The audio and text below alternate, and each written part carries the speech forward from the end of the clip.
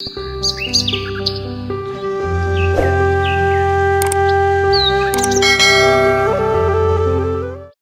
ားနာရောက်ရှိလာကြတဲ့ပေသပေါင်းတော်ကောင်းတို့ကိုအရင်တို့ဗာတရားဟောမှလဲဆိုလို့ရှိရင်အင်္ဂုတ္တပါဠိတော်တတ္တကနိပ္ပမာလာရှိတဲ့အရကသုတ်တံရဲ့အင်္ဂုတ္တပါဠိတော်စတုကနိပ္ပမာလာရှိတဲ့အဘေယသုတ်တံရဲ့သက္ကတာဝကတန်ယုတ်ပါဠိတော်မှာလာရှိတဲ့အာယုသုတ်တံရဲ့အစရှိတဲ့သုတ်တံဒေသနာများကိုရှုစည်းပြီးတော့ရှောင်လွှဲ၍မရသောအရာလို့တရားကောင်းစဉ်လေးပြပြီးတော့ဟောပါမယ်ရှောင်လွှဲ၍မရသောအရာဆိုတာဘာကိုပြောတာတော့ဆိုတော့တတ္တဝါတို့ရဲ့တည်ခြင်းတရားကိုပြောတာပါတည်ခြင်းတရားဆိုတာတတ္တဝါတွေရှောင်လို့လွှဲလို့မရတဲ့အရာမြေကြီးကိုလက်ဖွားနဲ့ပုဒ်တာကမှလွှဲခြင်းလွှဲအောင်မယ်တည်ခြင်းတရားဆိုတာမွေးဖွားလာတဲ့တတ္တဝါတိုင်းအတွက်မလွဲနိုင်ဘူးပေါ့အတုဝမေဇီဝိတံဒုဝေမေမရဏံငါရဲ့အသက်ရှင်ခြင်းသည်မမြဲဘူးငါရဲ့တည်ခြင်းသည်မြဲတယ်လို့စဉ်းစားဆင်ခြင်ရမယ်ဆိုပြီးတော့မြတ်စွာဘုရားဟောတာလေဘေဒပေါင်းတော်ကောင်းတို့အလုံးကြားပူကြပြီးသားနတ္ထိဇာတတအမရဏံမွေးဖွားလာတဲ့တတ္တဝါမသေးဘူးဆိုတာဘယ်တော့မှမရှိဘူးဆိုတဲ့ဒေသနာတွေကိုလည်းပဲကြားပူပြီးသားဒီတော့ဦးဇင်းတို့ဘေဒပေါင်းတော်ကောင်းတို့ရှောင်လွဲလို့မရတဲ့အရာဆိုတာဘာကိုပြောတာလဲဗျသေခြင်းတရားကိုပြောတာပါအဲ့ဒီသေခြင်းတရားနဲ့ပတ်သက်ပြီးတော့ဒီကနေ့ညဦးဇင်းတို့အပိုင်း၃ပိုင်းလောက်ပိုင်းပြီးတော့ပြောမယ်လို့စိတ်ကူးထားပါတယ်သေခြင်းတရားဆိုတာဘယ်လိုသဘောရှိလဲသေခြင်းတရားဆိုတာအလွန်အရေးကြီးတဲ့အတွက်ကြောင့်အစဉ်ပြေအောင်ဘယ်လိုရင်ဆိုင်ဖို့ဘယ်လိုကြိုတင်ပြီးတော့ပြင်ဆင်ထားမလဲအဲ့လိုသေခြင်းတရားကိုအစဉ်ပြေအောင်ရင်ဆိုင်နိုင်အောင်ကြိုတင်ပြီးတော့ပြင်ဆင်ကြတဲ့နေရာမှာဘယ်အတိုင်းတာထိဘယ်လိုခံယူချက်မျိုးဖြင့်ကြိုတင်ပြင်ဆင်ထားတဲ့လဲဆိုတာလေသေခြင်းသဘောတရားဆိုတာ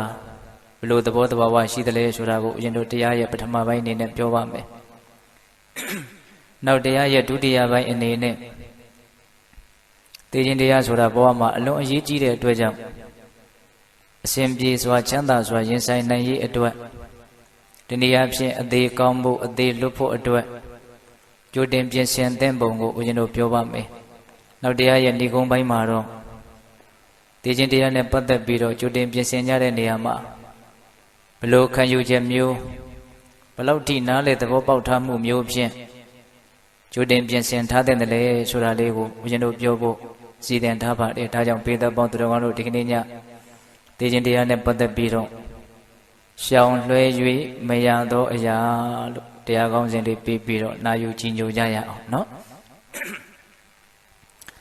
ဒီတရားဒေသနာတော်ကိုမဟောကြားသေးခင်မနာကြသေးခင်မှာတရားတော်အလုံးကိုဟောကြားတော်မူခဲ့တဲ့ဘုရားရှင်ကိုတော်မြတ်ရဲ့အင်မတန်အေးချမ်းကြည်လင်တော်မူတဲ့မဟာကရုဏာကိုသိเสียတရားလုံးစုံကိုသိတော်မူမြင်တော်မူတဲ့သဗ္ဗညုတဉာဏ်ဒီဟုသောပညာကိုထိုမဟာကရုဏာကိုပညာကိုနှစ်ပါးစုံတို့ဖြင့်ပြည့်စုံတော်မူတဲ့ဘုရားရှင်ကိုတော်မြတ်ကိုယုတိမြတ်တို့ရှိခိုးပူဇော်ကြအောင်စို့အလုံးလက်အုပ်ချီမူပြီးတော့အာယုံပြုကြရအောင်ကရုဏာတိတလဟရယံပညာပေဇောတာဝိယတမောဟဓမ္မံသာနရမေရလောကကရုံဝန္တိတုကတံဂတိဝိမုဒ္ဒံကရုဏာတိတလဟရယမဟာကရုဏာတော်ဖြင့်အေးမြသောစိတ်နှလုံးလဲရှိတော်မူပါပေထသောပညာပေဇောတာဝိဟတမောဟဓမ္မံအရဟတမေတိဟုသောအယောင်အလင်းဖြင့်ဝိဇ္ဇာတိဟုသောမိုက်မောင်ကိုဖယ်ခွာတော်မူပေထသောသာနရမေရလောကကရုံလူနတ်မြတ်မတ္တဝါနန္ဒတို့ဤကြောက်တိတန်တို့လေကရုပြုရာတဆူရီသောဆရာသခင်လည်းဖြစ်တော်မူပါပေထသောဂတိဝိမု ക്ത ဒေဝမနုဿာနိဒယနှင့်ပေတတရိစ္ဆန်လာယရှိငါတန်သောဂတိတို့မှလိထိုသဖြင့်ကင်းလွတ်တော်မူပေထသော ဒုက္ကတံတတ္တဝါတို့အားအကျိုးများကြောင့်ဟုတ်မှန်သောစကားကောင်းကိုသာမြတ်ဆိုတော်မူပါ၏ထသောဗုဒ္ဓံသစ္စာလေးရတရားမြတ်ကိုလက်ပေါ်တင်ထားပါရများကဲ့သို့ပြတ်သားထင်တယ်သိမြင်ပေတတ်ဘုရားရှင်ကိုယ်တော်မြတ်ကြီးကိုမေယံတရားဟောပုဂ္ဂိုလ်တရားနာပုဂ္ဂိုလ်ခေါ်ဆိုပညတ်ပရမတ်မမူယုံနံနှဖျားဖြစ်ကြပါသောဘုရားတပည့်တော်တို့သည်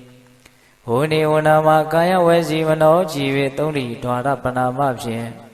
ဒုက္ခယောကျိုးလက်ဆုံးမောဟရှိခိုးဥညွတ်ပါ၏မြတ်စွာဘုရား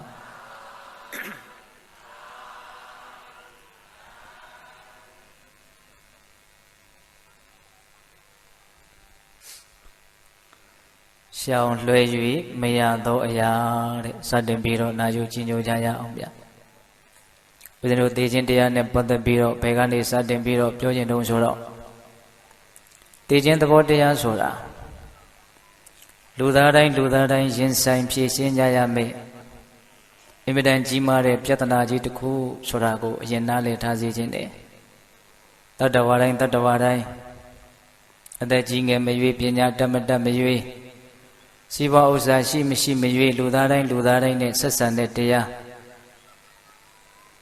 ဘယ်လိုတတ္တဝါမျိုးမဆိုသိခြင်းတရားဆိုတာရှောင်လွှဲလို့မရတဲ့အတွက်ကြောင့်တတ္တဝါတိုင်းပဲဒီသိခြင်းတရားနဲ့ပတ်သက်ပြီးတော့သိထားတဲ့နဲ့နားလည်ထားတဲ့နဲ့ပေါ့အဲ့တော့ဦးဇင်းတို့သိခြင်းသဘောဆိုတာဘယ်လိုရှိလဲသိခြင်းသဘောဆိုတာအလွန်မှခမှန်းရခက်တဲ့သဘောရှိပါတယ်သိခြင်းနဲ့ဆိုရင်လွယ်လွယ်လေးသိသွားတာပဲမသိခြင်းသေးဘူးဆိုရင်လည်းပဲဘာတွေပဲဖြစ်နေမသိဘဲနဲ့ဒီတိုင်းနေကြတာပဲသိခြင်းတရားရဲ့နောက်ွယ်ကအကြောင်းတရားတွေဟာအလွန်တရာမှသိနိုင်ခဲ့တဲ့သဘောရှိတယ်ပေါ့ဒါကြောင့်ဦးဇင်းတို့ကျမ်းဂန်နေတဲ့မှာလူသားတွေကြိုတင်ပြီးတော့မသိနိုင်တဲ့အကြောင်းအရာ၅မျိုးဆိုပြီးတော့ဝိသုရိမေကျမ်းထဲမှာဖော်ပြထားတာလေးရှိတယ်ပေဒပေါင်းသူတော်ကောင်းတို့လည်းပဲမှတ်သားထားပူးကြပြီးသားပါဇီဝိတံဗျာတိကာလောစဒေဟနိခေပနံဂတိတဲ့လူသားတွေကြိုတင်ပြီးတော့မသိနိုင်တဲ့အကြောင်းအရာ၅မျိုးနံပါတ်1ဇီဝိတံ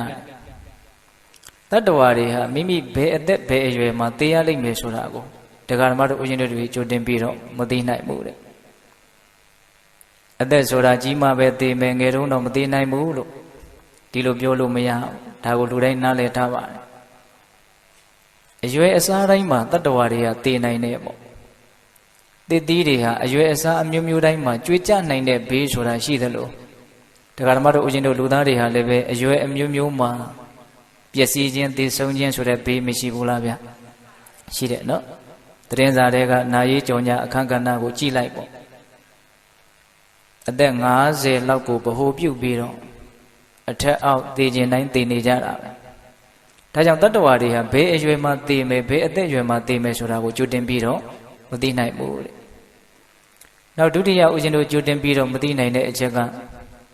ဇီဝိတံဗျာတိကာလောစဗျာတိတဲ့ဗျာတိဆိုတာအနာယောဂါကိုပြောတာတရားဓမ္မတို့ဦးဇင်းတို့တွေဟာဘယ်လိုအနာယောဂါနဲ့သိရလိမ့်မယ်ဆိုတာကိုကြိုတင်ပြီးတော့မသိနိုင်ဘူးသိခြင်းနဲ့ယောဂါနဲ့သိနိုင်တယ်ပေါ့ယောဂအကြီးကြီးတွေနဲ့မှသိနိုင်တယ်တိတိလေးတွေနဲ့တော့မသိနိုင်ဘူးလို့အဲ့လိုပြောလို့မရဘူးဦးဇင်းနဲ့ယဉ်နေတဲ့ဒကမာကြီးတယောက်ကပြောဘူးတဲ့သူ့ရဲ့မိခင်ကြီးကကင်ဆာယောဂဖြစ်တယ်လို့ဆိုတယ်အဲ့ဒါကင်ဆာယောဂကိုကုလိုက်တာ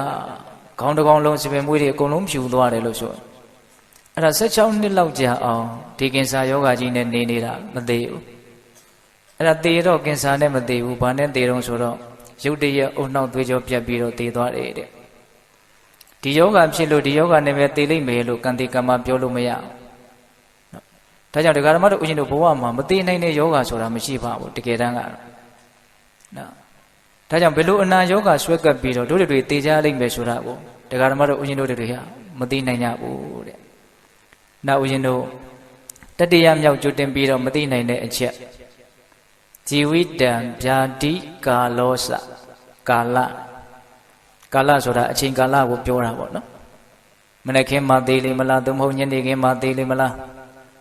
နေ့မှသေးမလားညမှသေးမလားဘယ်သူမှဒါကိုကြိုတင်ပြီးတော့မသိနိုင်ဘူးသိခြင်းတဲ့အချိန်မှသိနိုင်တယ်ပေါ့ အထူးသဖြင့်တော့ကံကုန်တဲ့အချိန်မှာသေကြရမှာမသေးနိုင်တဲ့အချိန်ဆိုတာဘဝမှာမရှိဘူးတမင်စားရင်ကံကုန်တယ်ဆိုရင်တမင်စားနေတဲ့အချိန်မှာပဲသေရမယ်စကားပြောနေရင်ကံကုန်မယ်ဆိုရင်စကားပြောနေရင်ပဲသေရမယ်တချို့ညအိတ်ဆက်နေတော့မှသေသွားတယ်ဘယ်သူမှမသေလိုက်ဘူးမနဲ့လင်းမှဩသေနေပြီဆိုတော့သေရတယ်ဘုရားတို့ငယ်ငယ်တုန်းကတခါကြီးတယောက်ကျောင်းကိုဥပုသ်ဆောင်လာရင်းနဲ့ကျောင်းစီယုံနာမှာထိုင်ပြီးတော့အပေါ့ဆွရင်းနဲ့အဲ့ဒီအပေါ့ဆွနေတော့ပဲသေသွားတယ်အဲ့ဒါငုတ်တုတ်ကလေးသေနေတာမသေဘူးဘယ်သူမှဟာထိုင်နေတာကြာလာကြည်လားဆိုတော့မှသွားကြည့်တော့အသက်မရှိတော့ဒီတော့ဒကာဓမ္မတို့ဦးဇင်းတို့တွေဟာဘယ်အချိန်မှသေမယ်ဆိုတာကိုလည်းမသိနိုင်ဘူးတဲ့သေခြင်းတဲ့အချိန်မှသေနိုင်တယ်နောက်၄ခုမြောက်မသိနိုင်တဲ့အချက်ကဇီဝိတံဗျာတိကာလောစဒေဟနိခေပနံဂတိဒေဟနိခေပနဒေဟနိခေပနဆိုတာကမိမိသေပြီးတဲ့နောက်မှာမိမိရဲ့ယုတ်ကလတ်ကိုဘယ်နာကိုစွန့်မယ်ပြစ်မယ်မြုပ်နှံမယ်တင်းကြုံမယ်ဆိုတာကိုမသိနိုင်ဘူးတဲ့ဟုတ်လားဒီနားမှာမွေးပြီးတော့ဒီနားမှာနေမယ်ဒီနားမှာပဲသေမယ်လို့ပြောလို့မရဘူးတချို့လေရင်စီးရင်နဲ့လေရင်ပြက်ကြပြီးတော့ကောင်းကင်မှာပဲပြာကျသွားကြတာတွေရှိတယ်ဒီကနေ့ခေတ်ပိုးပြီးတော့တောင်ဆန်းကျယ်တယ်လို့ဆိုရမယ်သင်္ဘောစီးရင်နဲ့သင်္ဘောမောက်သင်္ဘောပြက်ပြီးတော့ရေထဲမှာငါးစာဖြစ်သွားကြတာလည်းရှိတယ်ရောက်ချင်တဲ့နေရာရောက်ပြီးတော့ပျောက်ချင်တဲ့နေရာမှာပျောက်သွားနိုင်တာပါပဲဒါကြောင့်ပိဿပေါင်းသူတော်ကောင်းတို့ဦးဇင်းတို့တွေမသိနိုင်တဲ့၄ခုမြောက်အချက်ကဒီရုပ်ခန္ဓာရုပ်အလောင်းကောင်ကိုဘယ်နာကိုစွန့်ရမယ်ပြည့်ရမယ်ဆိုတာမသိနိုင်ဘူးတဲ့နောက်၅ခုမြောက်မသိနိုင်တဲ့အချက်ကြတော့ဘာပြောတာတော့ဂတိတဲ့ဂတိဆိုတာတတ္တဝါတွေသိပြီးတဲ့နောက်မှာလာရရောက်ရပုံဘဝပုံဌာနကိုဂတိလို့ဆိုတာပုထုဇဉ်တတ္တဝါတူတယောက်သိပြီဆိုလို့ရှိရင်သူ့ရဲ့သေခန္ဒီစိတ်အခြေအနေပေါ်မှာမူတည်ပြီးတော့အပေလေးပုံလူပုံနတ်ပုံပြမပုံရောက်ချင်တဲ့ဘုံဌာနကိုရောက်သွားနိုင်တယ်ရချင်တဲ့ဘဝကိုရသွားနိုင်တယ်သူရဲ့သေခန္ဒီစိတ်အခြေအနေလေးပေါ်ကိုမူတည်ပြီးတော့ရောက်သွားမယ်ဥမာအဖြစ်တစ်ပင်မောကနေပြီးတော့တစ်ရွက်လေးတစ်ရွက်ကျွေးကြလာတယ်ဘယ်နာကိုကြမယ်ဆိုတာကိုဘယ်သူမှအတတ်မပြောနိုင်ဘူးအဲ့လိုပဲပုထုဇဉ်လူသားတစ်ယောက်သေပြီဆိုလို့ရှိရင်ဘယ်နာကိုရောက်သွားမယ်ဘယ်ဘဝကိုရောက်သွားမယ်ဆိုတာဘယ်သူမှမသိနိုင်ဘူးသူပြုတ်ထားတဲ့ကံတရားသေခန္ဒီစိတ်အခြေအနေဒါတွေပေါ်မှာမူတည်ပြီးတော့သူရောက်သွားမယ်ပေါ့ဒါကြောင့်သေခြင်းတရားဆိုတာအလွန်တရာမှသိနိုင်ကြတဲ့သဘောရှိတယ်နော်ဘယ်တဲ့ရွယ်မှာသိမယ်ဆိုတာမသိနိုင်ဘူးဘယ်အနာယောဂနဲ့သိမယ်ဆိုတာမသိနိုင်ဘူးဘယ်အချိန်ကာလမှာသိမယ်ဆိုတာမသိနိုင်ဘူးဟုတ်လားသိပြီးတဲ့နောက်ရုပ်အလောင်းကိုဘယ်နာစွန့်အပြည့်ရမယ်ဆိုတာကိုမသိနိုင်ဘူးသိပြီးတဲ့နောက်မှာဘယ်ဘဝဘယ်ပုံဌာနကိုရောက်မယ်ဆိုတာမသိနိုင်ဘူးလို့မသိနိုင်ခြင်းအကြောင်းမျိုး၅မျိုးအဲ့ဒီမှာပြောထားတယ်ဘာကြောင့်အဲ့လိုဦးဇင်းတို့မသိရတာတုံးဆိုတော့သိခြင်းတရားဆိုတာအကြောင်းတရားများစွာရှိတယ်တဲ့နော်သိခြင်းတရားဆိုတာအကြောင်းတရားများစွာရှိတယ်အမျိုးမျိုးသောအကြောင်းကြောင့်တရားဓမ္မတို့ဦးဇင်းတို့ရဲ့ခန္ဓာကိုယ်ကြီးဟာပျက်စီးနိုင်တယ်မြတ်စွာဘုရားကတော့မဟာသေနေနမစ္ဆုနသိခြင်းတရားဆိုတာစစ်တီများစွာရှိတဲ့ရှင်ဘုရင်တစ်ပါးနဲ့တူတယ်ဆိုတဲ့ဥပမာမျိုးပြောတာနော်ဣဇေဝကိစ္စမာတ္တဗံကောဇေညမရဏံသူဝေ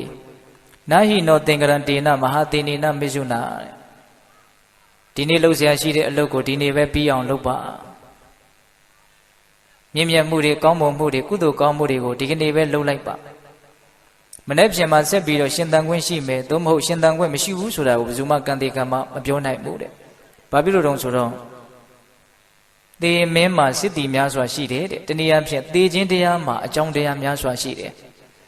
အဲ့ဒီအကြောင်းတရားများစွာရှိတဲ့သေခြင်းတရားနဲ့မိမိတို့အချင်းအချက်လှုပ်ထားတာမရှိလို့ပဲလို့မြတ်စွာဘုရားဟောတာအဲ့ဒီတည်းမှာဥယျာဉ်တို့သေခြင်းရဲ့အကြောင်းတရားတွေများတယ်ဆိုတာမဟုတ်ဘူးလားဟောဘယ်လိုကျမ်းဂန်တွေထဲမှာတော့သေခြင်းတရားကိုအကြောင်း၄မျိုးခွဲခြားပြီးတော့ပြထားတာလည်းရှိတယ်။ဘာကြောင့်တတ္တဝါတွေသေသွားကြရသလဲဆိုတာနဲ့ပတ်သက်ပြီးတော့ကံမဲ့ခရတယ်။ကံကုန်လို့ရှိရင်တတ္တဝါတွေသေတတ်တယ်။အာယုခရတက်တန်းကုန်လို့ရှိရင်လည်းတတ္တဝါတွေသေတယ်။ဥပယခရတယ်တက်တန်းရောကံစွမ်းမှာနှမျိုးစုံတစ်ခါတည်းကုန်သွားလို့သေသွားတာလည်းရှိတယ်တဲ့။နောက်ဥပိ္ပစေတကတက်တန်းရောကံစွမ်းရောကြံရှိနေပါသေးလျက်ကဲနဲ့ ကဲ့၍ဖြတ်တဲ့ကံလို့ဆိုတဲ့ဥပိ္ပစေတကကံကြောင့်တည်သွားကြတဲ့တတ္တဝါတွေလည်းရှိတယ်တဲ့တည်ခြင်းရဲ့အကြောင်းတရား၄မျိုးအဲ့ဒီမှာပြောထားတယ်အာယုခေယတတန်းကုံလို့တည်တာကမ္မခေယကံစွမ်းကုံလို့တည်ရတာဥပယခေယ2မျိုးစုံကုံလို့တည်ရတာဥပိ္ပစေတက2မျိုးစုံကြံနေပါသေးလျက်ကဲနဲ့ကဲ့၍ဖြတ်တဲ့ကံကြောင့်တည်ရတာဒီနေရာမှာပိဋကပေါင်းသူတော်ကောင်းတို့အဲ့ဒီအချက်၄ချက်ကိုနည်းနည်းလေးစဉ်းစားကြည့်ပါနော်အာယုခေယတဲ့တတန်းကုံရင်တည်တယ်တဲ့လူတွေရဲ့တတန်းကိုအခုလောလောဆယ်ဘလောက်လို့လူတွေပြောထားကြတော့85နှစ်တန်းဆိုပြီးပြောကြတာပေါ့နော်အဲ့ဒါမြတ်စွာဘုရားကတော့သူ့ရဲ့လက်ထက်ကလူသားတွေရဲ့အသက်ဟာအနှစ်100တန်းဆိုပြီးတော့ဟောတယ်ပေါ့လူဟာလူရဲ့တတန်းထက်ဘလောက်ကြီးများပိုပြီးတော့နေနိုင်မလဲနော်အနှစ်100နေရအနှစ်100ပိုနေနေလူနေနေဒါပဲဟုတ်လားအဲ့တော့ကံတတန်းကုန်လို့ရှိရင်တတ္တဝါတွေကတေချာရမှာပါပဲဘလောက်ကြီးပဲအသက်ရှိပါတယ်ပြောနော်ဒါကြောင့်ပိဋကပေါင်းသူတော်ကောင်းတို့လူတွေဟာလူရဲ့တက်တန်းထက်ပိုပြီးတော့အကြာကြီးနေခွင့်မရှိဘူး။နောက်ဦးဇင်းတို့ကံစွမ်းကုန်ရည်တည်ခြင်းနဲ့ဒါလေးကတော့တော်တော်စဉ်းစားရကောင်းတယ်လို့ထင်တယ်။တတ္တဝါတွေလူဘဝကြီးမှာကြာနေရတယ်ကြာမနေရဘူးဆိုတာကအထူးသဖြင့်တော့ကံစွမ်းပေါ်မှာအဓိကမူတည်နေမယ်လို့ထင်တယ်။ကိုယ့်ရဲ့ကံကလူဘဝမှာအကြာကြီးနေရမယ်ကံပါလာတယ်။ကံစွမ်းအားတွေကောင်းတယ်ဆိုရင်အကြာကြီးနေရမယ်ပေါ့ဥမာဆိုကြပါစို့90ပဲ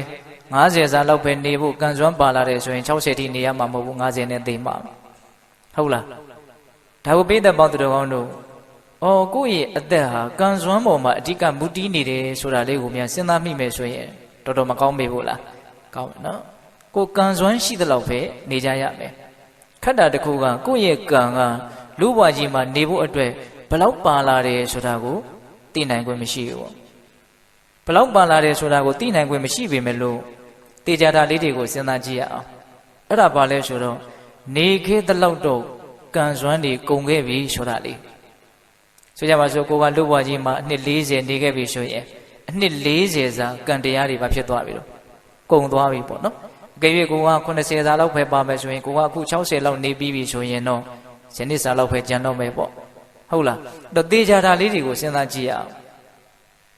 နေခဲ့တဲ့လောက်ကုန်ခဲ့ပြီဆိုတဲ့အချက်မသေးကြဘူးလား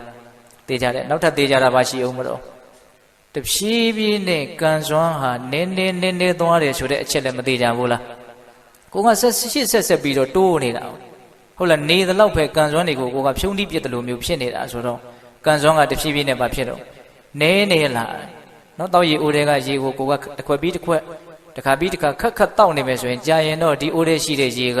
လက်ကြံကဘာဖြစ်သွားနေသွားတော့ကိုဘဝမှာနေဖို့အတွက်ကံလက်ကြံဘလောက်ကြံသေးတယ်ဆိုတာကိုတော့မသိနိုင်ဘူးဟုတ်လားဒါပေမဲ့သိနိုင်တာကဘာလဲနေသွားတယ်ဆိုတဲ့အချက်ကတော့သိနိုင်တယ်ပေါ့အဲ့တော့ပိဋကပေါင်းသူတော်ကောင်းတို့နည်းနည်းပဲကြံများပဲကြံဘလောက်ပဲကြံကုန်တဲ့အချိန်မှာသိကြရလိမ့်မယ်ဘလောက်ကြံသေးတယ်ဆိုတာလည်းမသိနိုင်ဘူးဒါကြောင့်ဦးဇင်းတို့ပိဋကပေါင်းသူတော်ကောင်းတို့ကံစွမ်းကုန်ရင်လည်းပဲတတ္တဝါတွေတည်ရတဲ့ဆိုတာလေးကိုစဉ်းစားရမယ်ပေါ့ကံကလည်းကုန်ရင်တဲ့အချိန်ကုန်မှာနော်ဘာလို့ဆိုကိုမသိနိုင်ဘူးကိုဟုတ်လားဒါကြောင့်ကံစွမ်းကုန်ရင်တတ္တဝါတွေတည်ကြရတယ်တချို့2မျိုးစုံလုံးကုန်သွားလို့နော်တိုက်ဆိုင်ပဲတည်သွားကြတဲ့လူတွေရှိတယ်တတန်းစီနေပြီးတော့ကံစွမ်းလည်းကုန်တတန်းလည်းကုန်ပေါ့ဟုတ်လားအေးတချို့ကြတော့လည်းပဲတတန်းရောကံစွမ်းမှာကြံသေးပါသေးလေကဲနဲ့ကပ်၍ဖြတ်တဲ့ကံလို့ဆိုတဲ့ဥပိ္ပစေတကကံကြောင့်တေကြရတာရှိတယ်ဒီကနေ့ခေတ်ပို့ပြီးတော့များတာပေါ့ဥပိ္ပစေတကကံနဲ့တေကြရတာဟုတ်လားဒါကြောင့်ဦးဇင်းတို့ဒီတေခြင်းလေးမျိုးကိုကျမ်းဂန်တွေထဲမှာဥပမာလေးနဲ့ကပ်ပြီးတော့ပြောရတယ်မီးတောက်ကလေးစီမီးတောက်ကလေးတစ်ခုထွန်းထားတယ်ဆိုကြပါစို့ဒီမီးတောက်ကလေးငြိမ်းသွားခြင်းမှာအကြောင်းတရားလေးမျိုးရှိတယ်တဲ့မီးစာကုံလို့ငြိမ်းသွားနှစ်စီကုံလို့ငြိမ်းသွားဟုတ်လားသုံး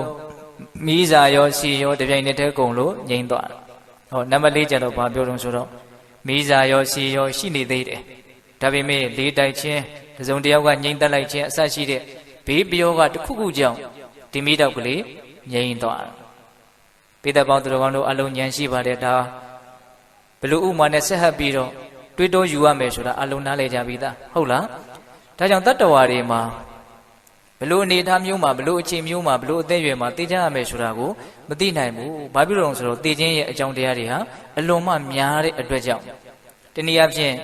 ဒီခန္ဓာကိုယ်ကြီးဟာအကြောင်းအမျိုးမျိုးကြောင့်ပျက်စီးသွားနိုင်တဲ့အတွက်ကြောင့်ဘလို့ပုံစံဘလို့အနေထားဘလို့အချိန်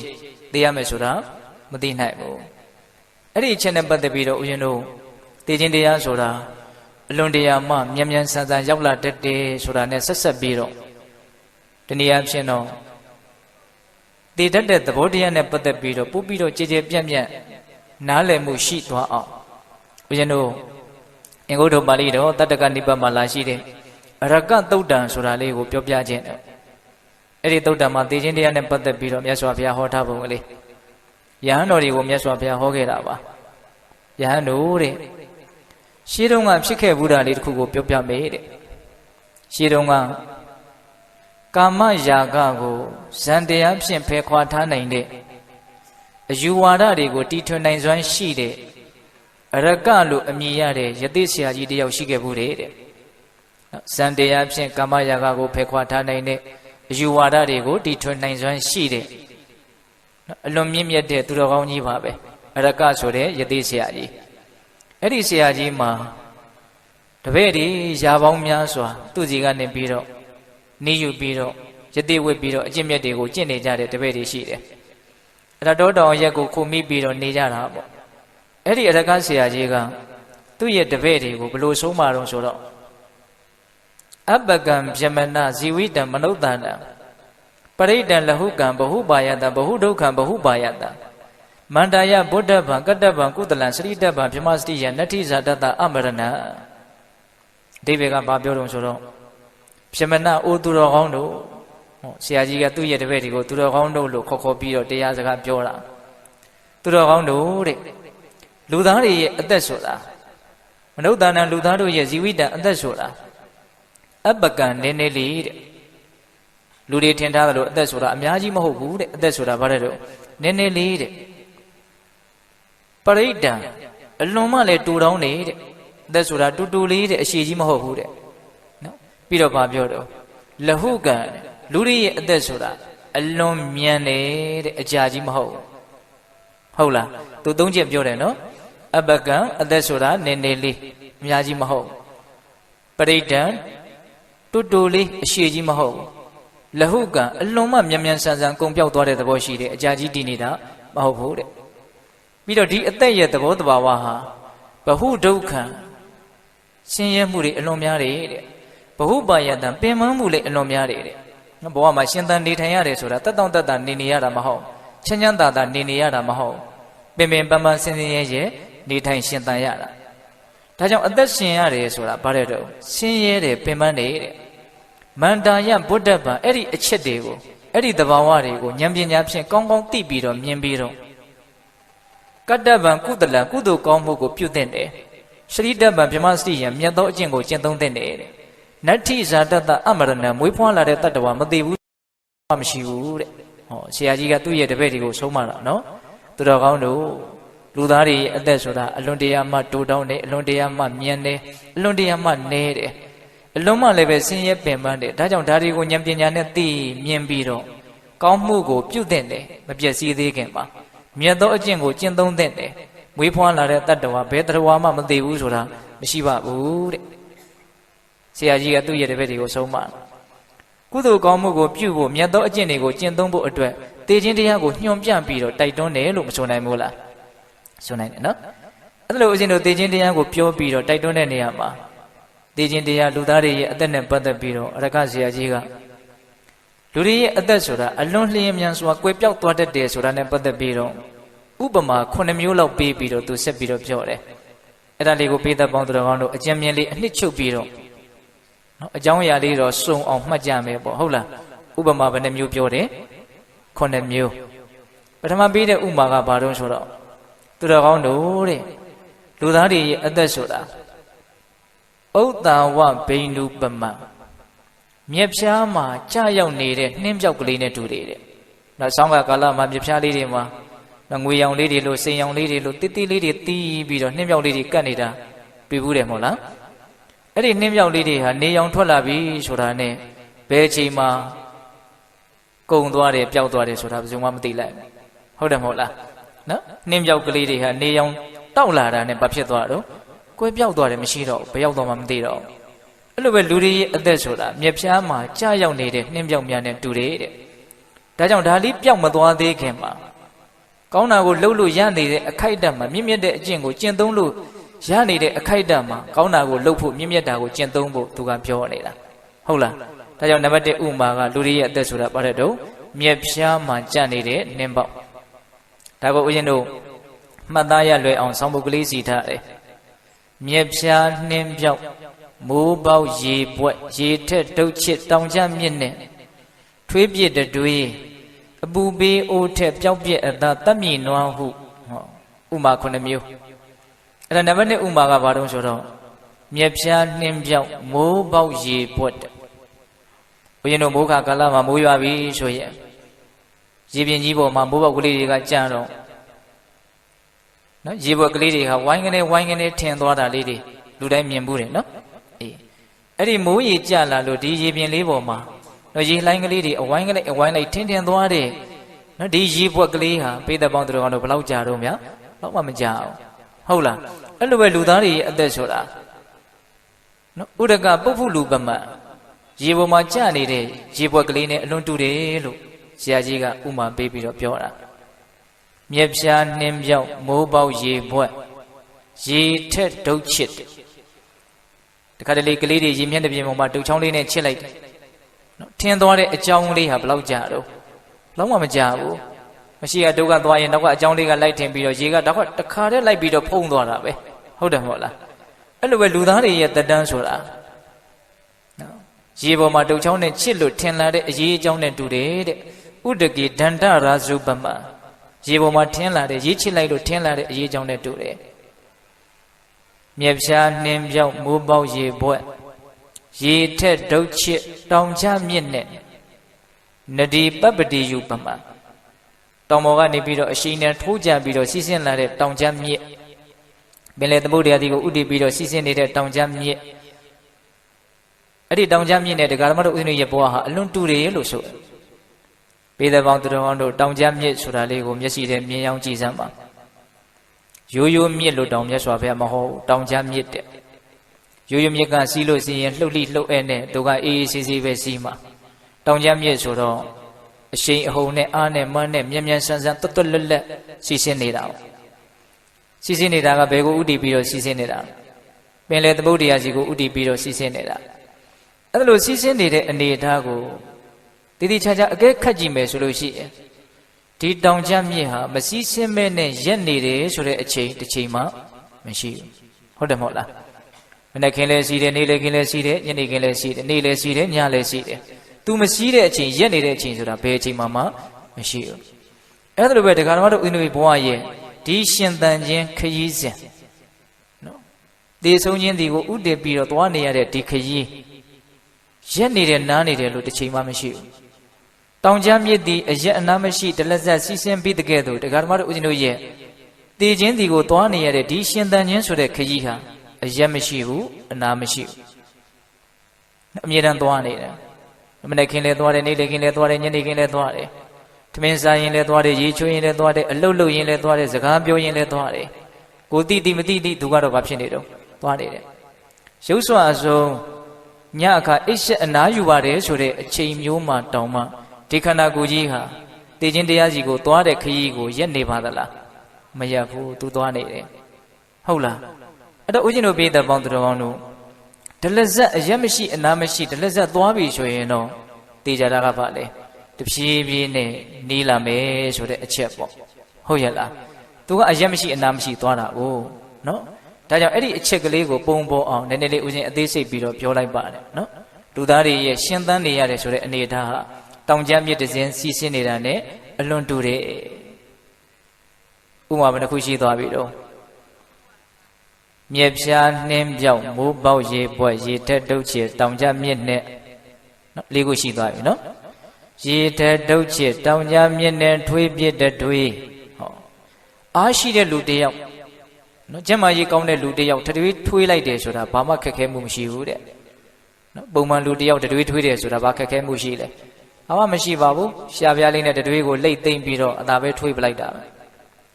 လူဘဝဆိုတာအဲ့ဒီတတွေးပေါင်းနဲ့တူတယ်တဲ့ဆိုလိုတာကသေခြင်းတယ်ဆိုရင်လွယ်လွယ်လေးနဲ့သေသွားတာသေဖို့အတွက်ဘာအခက်ခဲမှမရှိဘူးဟုတ်လားလွယ်လွယ်ကူကူသေခြင်းတရားဟာရောက်လာနိုင်တယ်လို့ပြောတာဒါကြောင့်ပြည်သက်ပေါင်းသူတော်ကောင်းတို့တတ္တဝါတွေရဲ့သေဆုံးခြင်းဆိုတာခက်ခက်ခဲခဲကိစ္စကြီးမဟုတ်ဘူးသဘောပေါက်ရဲ့လားဗျအေးလွယ်လွယ်လေးနဲ့သေသွားကြတဲ့ပုဂ္ဂိုလ်တွေရဲ့အကြောင်းကိုပြောမှဆိုရင်ဆုံးမှာမဟုတ်ဘူးနော်အေးဒါကြောင့်ပြည်သက်ပေါင်းသူတော်ကောင်းတို့ထွေးပြစ်တတွေးတဲ့တတွေးပေါင်းနဲ့တူတယ်တဲ့အပူပေးအိုးထက်ပျောက်ပြစ်အပ်သားတဲ့6ခုမြောက်ဥပမာကဦးဇင်းတို့တန်အိုးကင်းတစ်ခုနေရဲနေအောင်အောက်ကမီးအပူပေးထားရဲရဲတောက်နေတဲ့တန်အိုးကင်းကြီး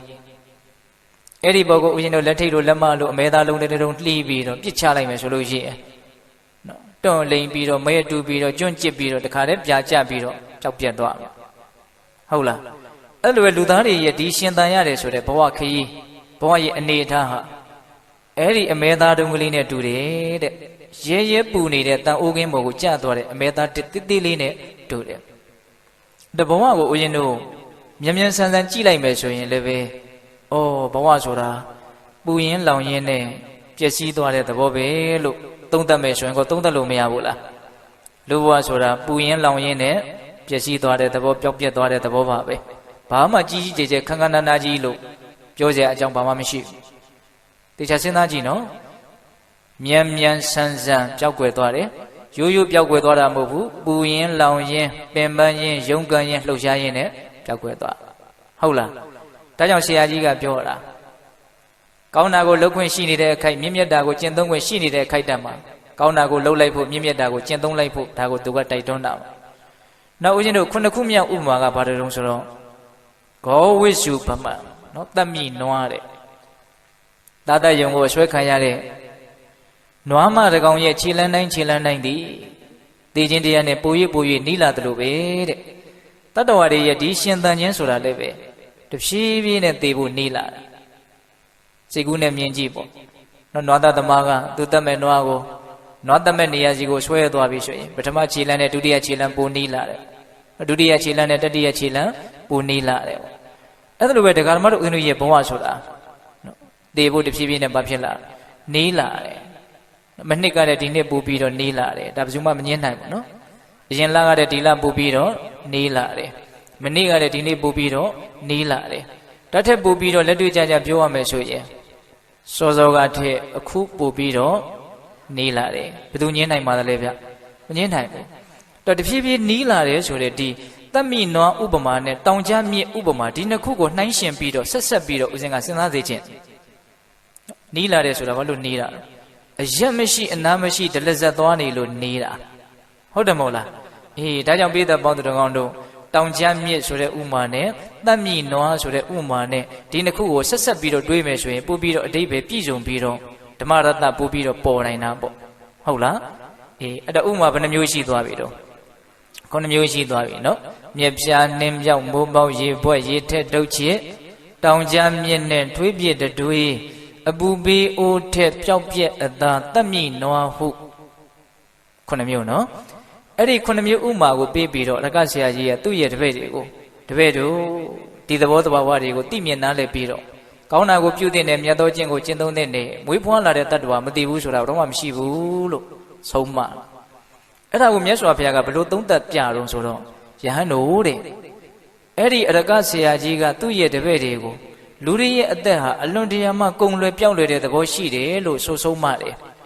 အဲ့ဒါလို့ဆိုဆုံးမမဲ့တာဆိုဆုံးမနေတာတဲ့တကယ်ကအရကဆရာကြီးတို့ခေတ္တုံးကလူသားတွေရဲ့တက်တန်းဟာနှစ်ပေါင်း6000ရှိတယ်တဲ့ဟုတ်လားအဲ့ဒီတုန်းကလူတွေရဲ့တက်တန်းဟာနှစ်ပေါင်း6000ရှိတယ်လူတွေမှာယောဂဆိုလို့ထမင်းစားတာရဲ့ရေးစားတာရဲ့အေးတာရဲ့ပူတာရဲ့ကျင်ကြီးစွန့်ကျင်တာရဲ့ကျင်ငယ်စွန့်ကျင်တာရဲ့ဒီ6မျိုးပဲရှိတယ်တဲ့ကဲအသက်ကလည်းအလွန်ရှိတယ်ယောဂကလည်းအလွန်နေတယ်အဲ့ဒီလိုခေတ်အခါအနေအထားမျိုးမှာတောင်မှအရကဆရာကြီးဟာသူ့ရဲ့တပည့်တွေကိုဒီလိုဆုံးမသေးတယ်ဆိုရင်အဲ့ဒီလိုတရားစကားမျိုးကိုအခုခေတ်အခါမျိုးမှာပိုးပြီးတော့ကောင်းကောင်းမွန်မွန်ပြောဟောတဲ့နေတဲ့မြတ်စွာဘုရားကဟောဆိုအခုခေတ်အသက်ရှိတယ်ဆိုရင်အလွန်ဆုံးရှင်မှာနှစ်တရာပိုရင်နည်းနည်းဟုတ်တယ်မဟုတ်လားအဲ့ဒါမြတ်စွာဘုရားက မဟာကရုဏာပြဋ္ဌာန်းပြီးတော့လူတွေနှစ်ပေါင်းတရာအသက်ရှင်ရတယ်ဆိုအောင်တောင်မှနှစ်တရာဆိုတာဘယ်လောက်ကြာလဲဆိုတာကိုလာပေါင်းဘယ်လောက်ရှိတယ်သတင်းပတ်ပေါင်းဘယ်လောက်ရှိတယ်ရက်ပေါင်းဘယ်လောက်ရှိတယ်တရက်ကိုထမင်းနဲ့စားမယ်ဆိုရင်ထမင်းနဲ့ပေါင်းဘယ်လောက်ရှိမေးအဲ့ဒါလိုမြတ်စွာဘုရားစိတ်ရှိလက်ရှိတွက်ပြထားတယ်အဲ့ဒီသုတ်တန်ထဲမှာအဲ့ဒါလိုမြတ်စွာဘုရားကတွက်ပြပြီးတော့ယဟန်တို့တဲ့တပည့်တွေရဲ့အကျိုးစီးပွားကိုလိုလားတဲ့တပည့်တာဝကတွေရဲ့ပုံမှာအလွန်တရာမှတနာကျင်နာမှုရှိတယ်နော်ဆရာတယောက်ဖြစ်တဲ့သင်တို့ရဲ့ဆရာငါဘုရားဟာငါလှုပ်တဲ့အလုပ်ကိုလှုပ်ပြီးပြီတဲ့ငါပြောတဲ့စကားကိုပြောပြီးပြီမြတ်စွာဘုရားရဲ့အလုပ်ဆိုတာကတပည့်ညုတဉာဏ်ကြီးနဲ့ကြည်ပြီးတော့သိမြင်နားလေတဲ့အသည့်တွေကိုဒါတတ္တဝါတွေကိုအမှန်တိုင်းပြောပြဖို့ဒါမြတ်စွာဘုရားရဲ့အလုပ်လို့မဆိုနိုင်ဘူးလားဆိုနိုင်တယ်အဲ့ဒါမြတ်စွာဘုရားကသူလှုပ်เสียရှိတာကိုဗါတဲ့တော့လှုပ်ပြီးပြီတဲ့ပြောစရာရှိတာကိုပြောပြီးပြီဒါကြောင့်ယဟန်တို့တဲ့ဟောဒီမှာတစ်ပင်ရင်ဟောဒီမှာစိတ်ငြိမ်ရာဟုတ်လားဒီအရက်တွေစိတ်ငြိမ်ရာရက်တွေကိုချင်းကပ်ပြီးတော့ကိုယ်ခန္ဓာရဲ့အကြောင်းကိုအမှန်တိုင်းသိအောင်မြင်အောင်နော်ကြိုးစားအထုတ်တဲ့ဘာဝနာလုပ်တွေကိုကြိုးစားပြီးတော့အထုတ်ကြနောင်တစ်ချိန်ကြမှာငါအာမထုတ်ခဲ့မိတာမှားလိမ့်ခြင်းဆိုပြီးတော့နောင်တဖြင့်ပူးနေရတာမျိုးမရှိစေနဲ့ဒါဟာသင်တို့အတွက်ပေးတဲ့ငါဘုရားရဲ့အဆုံးအမပဲလို့မြတ်စွာဘုရားကအဲ့ဒီအရကသုတ်တံမှာအဲ့ဒီဏိဂုံးစကားလေးနဲ့အဆုံးသတ်တဲ့ပေါ့ဒါကြောင့်ပေးတဲ့ပေါင်းသူတော်ကောင်းတို့ဒီအရကသုတ်တံနဲ့သောတော်ကတည်ခြင်းသဘောတွေကိုနှိုင်းယှဉ်ပြီးတော့ကြည်ကြည်ပြန့်ပြန့်နားလည်ဖို့မတင်ဘူးလားဗျာသိနေနော်တရားဓမ္မတို့ဦးဇင်းတို့ဘဝရဲ့တည်ခြင်းတရားဆိုတာဘလို့သဘောရှိသလဲဆိုတာလေးကိုဒါဦးဇင်းတို့လက်လှမ်းမိတဲ့လောက်ကလေးပြောပါတယ်နော်တည်ခြင်းသဘောဆိုတာဘလို့ရှိလဲဒါတရားရဲ့ပထမပိုင်းပေါ့ဒါဦးဇင်းတို့ဒုတိယပိုင်းဆက်ပြီးတော့ပြောချင်တာကဒီတည်ခြင်းတရားနဲ့ပတ်သက်ပြီးတော့အဆင်ပြေအောင်တို့ဘလို့ရင်ဆိုင်နိုင်အောင်ကြိုးစားမလဲဆိုတဲ့အပိုင်းနော်တည်ခြင်းတရားကိုအဆင်ပြေစွာရင်ဆိုင်နိုင်ဖို့အတွက်ဘလို့ကြိုးစားအထုတ်မလဲတနည်းအားဖြင့်ကောင်းကောင်းမွန်မွန်သိနိုင်အောင်တဆင့်တက်ပြီးတော့တည်ခြင်းတရားကလွတ်ကင်းအောင်နှစ်ချက်နော်တည်ခြင်းကောင်းဖို့တည်ခြင်းလွတ်ဖို့ပေသပေါင်းသူတော်ကောင်းတို့စစ်စစ်ဆက်ဆက်ကလေးနာယူစေခြင်းနဲ့ဟုတ်လားတည်ခြင်းတရားနဲ့ပတ်သက်ပြီးတော့ပါတယ်တည်ခြင်းကောင်းဖို့တည်ခြင်းလွတ်ဖို့ဒီနေရာမှာဦးဇင်းတို့တည်ခြင်းတရားနဲ့ပတ်သက်ပြီးတော့ဘလို့အရှင်ပြေအောင်ရင်ဆိုင်ရပါမလဲဆိုတာကိုဉာဏ်ရှိတဲ့လူတိုင်းဟာတွေးတောထားတဲ့တယ်။ဟုတ်ဆိုတည်ခြင်းတရားဆိုတာလူဘဝမှာအလွန်မှအရေးကြီးတယ်။ဘာလို့အရေးကြီးတယ်လို့ပြောရလဲ။တေဂာနီးအနေအထားလေးကိုအခြေခံပြီးတော့နော်ကောင်းတဲ့ဘဝကိုရောက်သွားတယ်မကောင်းတဲ့ဘဝကိုရောက်သွားတယ်ဆိုတာဖြစ်သွားတာပဲ။ဟုတ်တယ်မဟုတ်လား။အေးတရားဓမ္မတို့ဦးဇင်းတို့တည်ခြင်းတရားကိုအရှင်ပြေအောင်ရင်မဆိုင်နိုင်ဘူးဆိုလို့ရှိရင်အဲ့ဒါအရှင်မပြေတဲ့ဘဝတွေကိုရောက်တော့မှာတည်ခြင်းတရားကိုကြောက်ကြောက်လန့်လန့်ထိတ်ထိတ်လန့်လန့်တုံတုံလှုပ်လှုပ်နော်ဆွဲဆွဲလွန်းလန်းနဲ့တွေ့တွေ့ဝဝေးနဲ့မကောင်းတဲ့စိတ်တွေနဲ့သာရင်ဆိုင်သွားကြမယ်ဆိုလို့ရှိရင်မကောင်းတဲ့ဘဝတွေကိုရောက်မသွားနိုင်ပြီဘူးလားရောက်သွားနိုင်တည်ခြင်းတရားကိုအရှင်ပြေချောမွေ့အောင်ကြည်ကြည်လင်းလင်းအေးအေးဆေးဆေးချမ်းချမ်းသာသာ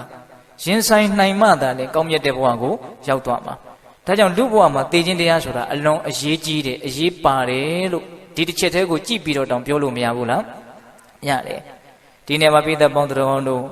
တည်ခြင်းတရားကိုဘယ်လိုရင်ဆိုင်ကြမလဲဆိုတာလေးနဲ့ပတ်သက်ပြီးတော့ပထမဦးဆုံးဗာပြောခြင်းတုံးဆိုတော့အဘေယသုတ်တံဆိုတာကိုပြောခြင်းနော်အဘေယဘေယဆိုတာကြောက်လန့်ခြင်းအဆိုတာမရှိတာကြောက်လန့်မှုမရှိဘူးဆိုတဲ့အဓိပ္ပာယ်ပေါ့နော်အဘေယအဲ့ဒီအဘေယသုတ်တံကိုအနှစ်ချုပ်ပြီးတော့ပြောရမယ်ဆိုလို့ရှိရင်ဦးဇင်းတို့မြတ်စွာဘုရားလက်ထက်ကဇာနုသောနိဆိုတဲ့ပုံနာကြီးတယောက်မြတ်စွာဘုရားဒီကိုရောက်လာပြီးတော့စကားတခွန်းလျှောက်တယ်မြတ်စွာဘုရားဟောဒီလောကကြီးမှာတရားမှာမကြောက်တဲ့တတ္တဝါရေလို့တော့မရှိပါဘူးတဲ့မသေးခင်ကဘာတွေပဲပြောနေတကယ်သိရတော့မယ်ဆိုရင်ကြောက်တဲ့လူတွေကြီးပါပဲတဲ့အဲ့ဒီလိုတပြည့်တော့အယူဆရှိပါလေတဲ့တရားမှာမကြောက်တဲ့လူရေလို့မရှိနိုင်ဘူးလို့သူကယူဆထားတာအဲ့ဒါလိုလျှောက်တဲ့အခါကျတော့မြတ်စွာဘုရားကပုံနာတဲ့လောကကြီးမှာတရားမှာကြောက်တဲ့လူတွေကြီးရှိတာမဟုတ်ဘူးတဲ့တရားမှာကြောက်တဲ့သူတွေရှိတယ်လို့တရားမှာမကြောက်တဲ့သူတွေလည်းရှိတယ်တဲ့တရားမှာမကြောက်တဲ့သူတွေဗါတဲ့ရှိတယ်တဲ့ဒါပေမဲ့အလွန်မှအရေးအတွက်နေပါမယ်လို့ထင်ပါတယ်နော်များသောအားဖြင့်တော့တရားမှာကိုကြောက်ကြတာပဲများပါတယ်သို့တော့မြတ်စွာဘုရားကတော့ရှိတာကိုရှိတဲ့အတိုင်းကတော့ပြောရမှာပေါ့ဟုတ်လားအေးတရားမှာကြောက်တဲ့လူတွေရှိတယ်လို့မကြောက်တဲ့သူတွေလည်းရှိတယ်အဲ့ဒီမှာတရားမှာကြောက်တဲ့လူ၄မျိုးတရားမှာမကြောက်တဲ့သူ၄မျိုးဆိုပြီးတော့မြတ်စွာဘုရားပိုင်းခြားဝေဖန်ပြီးဟောပြထားတယ်အဲ့ဒါလေးကိုပိဿပေါင်းတော်ကောင်းတို့မှတ်သားကြရမယ်ဟုတ်လားတ တရားမှာကြောက်တဲ့သူ၄မျိုးကဘယ်သူတွေလဲဆိုတော့နံပါတ်1ကာမဂုဏ်အာယုန်ရဲ့ပုံမှာဆွဲလန်းမှုမမောမှုတွေ့တာမှုမကင်းကြတဲ့တတ္တဝါတွေတဲ့လူလောကကြီးမှာတချို့ကာမဂုဏ်အာယုန်ရဲ့ပုံမှာအလွန်ဆွဲလန်းမမောပြီးတော့နေကြတာရှိတယ်အဲ့ဒီပုဂ္ဂိုလ်တွေဟာတေလောက်တဲ့ယောဂတစ်ခုကိုဆွဲကပ်လာပြီဆိုတာနဲ့ဩငါကတော့ချစ်ခင်မြတ်နိုးစရာကောင်းတယ်ဟောဒီကာမဂုဏ်အာယုန်နေနဲ့ခွဲရတော့မှာပါလားဆိုတဲ့အတွေးနဲ့တေခြင်းတရားကိုအလွန်ကြောက်ရွံ့ထိတ်လန့်တုန်လှုပ်ပြီးတော့ရှင်ဆိုင်ကြတယ်တရားမှာကြောက်ကြတယ်ပေါ့ဒါတရားမှာကြောက်တဲ့ပထမအမျိုးအစားနော်ကာမရဲ့ပုံမှာဆွဲလန်းမမောမှုမကင်းတဲ့ပုဂ္ဂိုလ်များပေါ့နောက်ဒုတိယတရားမှာကြောက်တဲ့အမျိုးအစားကဘာလို့ဆိုတော့တချို့သောတတ္တဝါတွေဟာမိမိကိုယ်ခန္ဓာရဲ့အပေါ်မှာအလွန်မင်းဆွဲလန်းမျက်နှာတွေ့တာမှုရှိနေတယ်ခန္ဓာရဲ့ပေါ်မှာဆွဲလန်းမှုမျက်နှာမှုတွေ့တာမှုမကင်းကြဘူးပေါ့အဲ့ဒီလိုပုဂ္ဂိုလ်မျိုးဟာလည်းပဲတေလောက်တဲ့ယောဂတစ်ခုကိုဆွဲကပ်လာပြီဆိုတာနဲ့ဩငါဟာချစ်ခင်မျက်နှာပေါ်ရာဒီခန္ဓာကိုယ်ကြီးကိုစွန့်ရတော့မှာပါလားဆိုတဲ့အတွေးနဲ့ထိတ်လန့်ကြောက်ရွံ့ပြီးတော့တေခြင်းတရားကိုကြောက်ရွံ့ရင်ဆိုင်သွားကြတယ်တဲ့တရားမှာကြောက်တဲ့လူနောက်ဦးဇင်းတို့တတိယအမျိုးအစားဘာပြောထားတုံးဆိုတော့ပုံနာတဲ့ဟောဒီလောကကြီးမှာတချို့သောသူတွေဟာ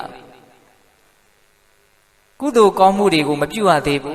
းဒါပေမဲ့မကောင်းမှုအကုသိုလ်တွေကတော့ပြုပြီးသားဖြစ်နေတယ်တဲ့ဟောအဲ့ဒီလိုပုဂ္ဂိုလ်မျိုးဟာလည်းပဲတေလောက်တဲ့ယောဂတစ်ခုကိုဆွဲကပ်လာပြီဆိုတာနဲ့ဩငါကောင်းမှုကမပြုရသေးဘူးမကောင်းမှုတွေကတော့ပြုပြီးသားဖြစ်နေပြီအဲ့လိုဆိုရင်တော့ငါယုံညံ့တဲ့ဘဝတွေကိုရောက်တော့မှာပဲဆိုတဲ့အတွေးနဲ့တရားမှာကိုထိတ်လန့်တုန်လှုပ်ပြီးတော့ကြောင်ကြတယ်တရားမှာကြောက်တဲ့တတိယအမျိုးအစားနောက်သရုပ်ထအမျိုးအစားကျတော့ဘာပြောထားတော့ပုံနာတဲ့အချို့သောတတ္တဝါတွေဟာသူတော်ကောင်းတရားနဲ့ပတ်သက်ပြီးတော့ယုံမှားတန်တရားတွေရှိနေတယ်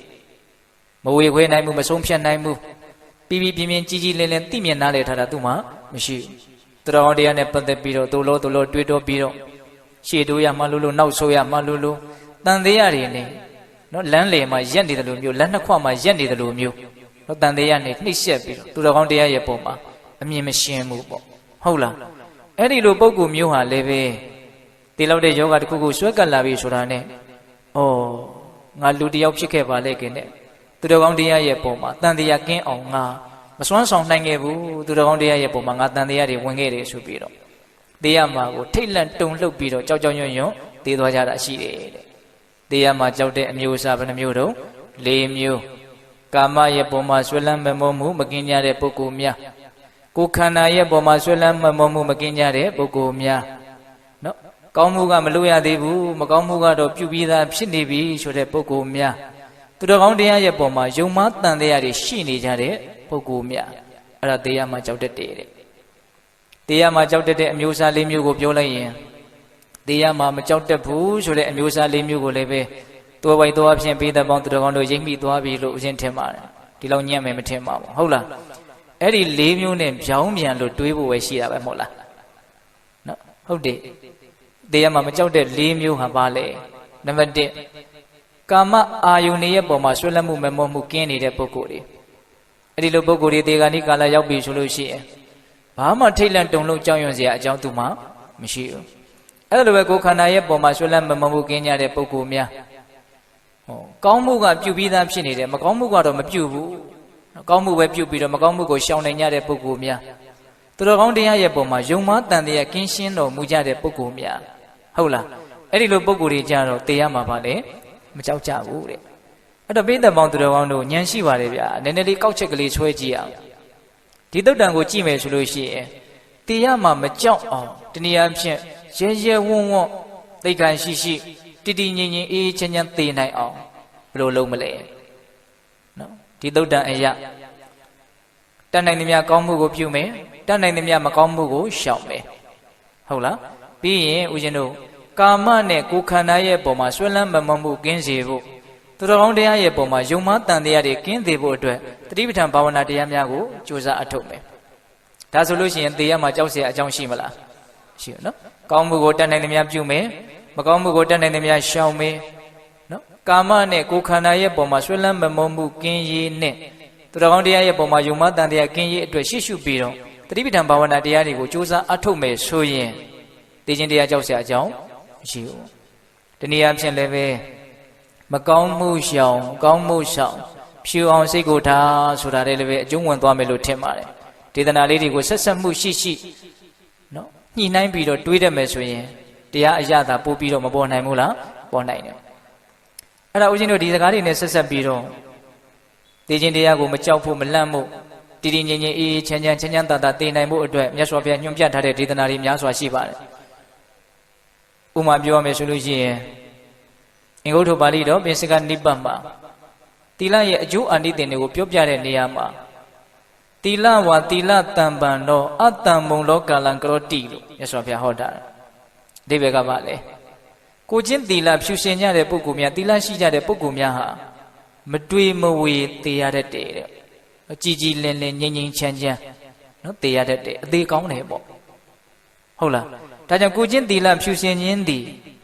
သေခြင်းတရားကိုမကြောက်မရွံ့တည်တည်ငြိမ်ငြိမ်သေနိုင်ရေးအတွက်နော်အလွန်တရာမှအကုတိုက်တဲ့တရားဆိုတာမသိနိုင်ဘူးလားသိနိုင်တယ်ဒါကိုချင်းသီလအလုံးမအခြေခံကြပါနောက်ဦးဇင်းတို့ဓမ္မပဒပါဠိတော်မှာဟောထားတာလေ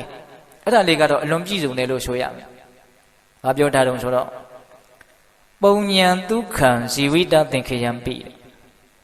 ဇီဝိတသင်္ခယံပိအသက်ကုန်ခါနီးအခါကာလမှာပုံညံကုသိုလ်ကောင်းမှုသည်ဒုက္ခံချမ်းသာတယ်ဟောဒီကနီးမှာကုသိုလ်ကောင်းမှုသည်ချမ်းသာတယ်တဲ့အဖြောင်ပြောရမယ်ဆိုရင်ဒီကနီးမှာကုသိုလ်ရှိမှချမ်းသာမယ်လို့ပြောတာကုသိုလ်ကောင်းမှုများစွာပြုထားတဲ့ပုဂ္ဂိုလ်များဒီကနီးမှာဆင်းရဲတဲ့အကြောင်းမရှိဘူးလို့လည်းပဲအဓိပ္ပာယ်နားလည်ရမယ်တော့ဒီကနီးမှာချမ်းသာတယ်ဆိုလို့ရှိရင်တော့ချမ်းသာတဲ့ဘဝကိုရောက်သွားမှာပဲဒီကနေ့မှဆင်းရဲတယ်ဆိုရင်တော့ဆင်းရဲတဲ့ဘဝ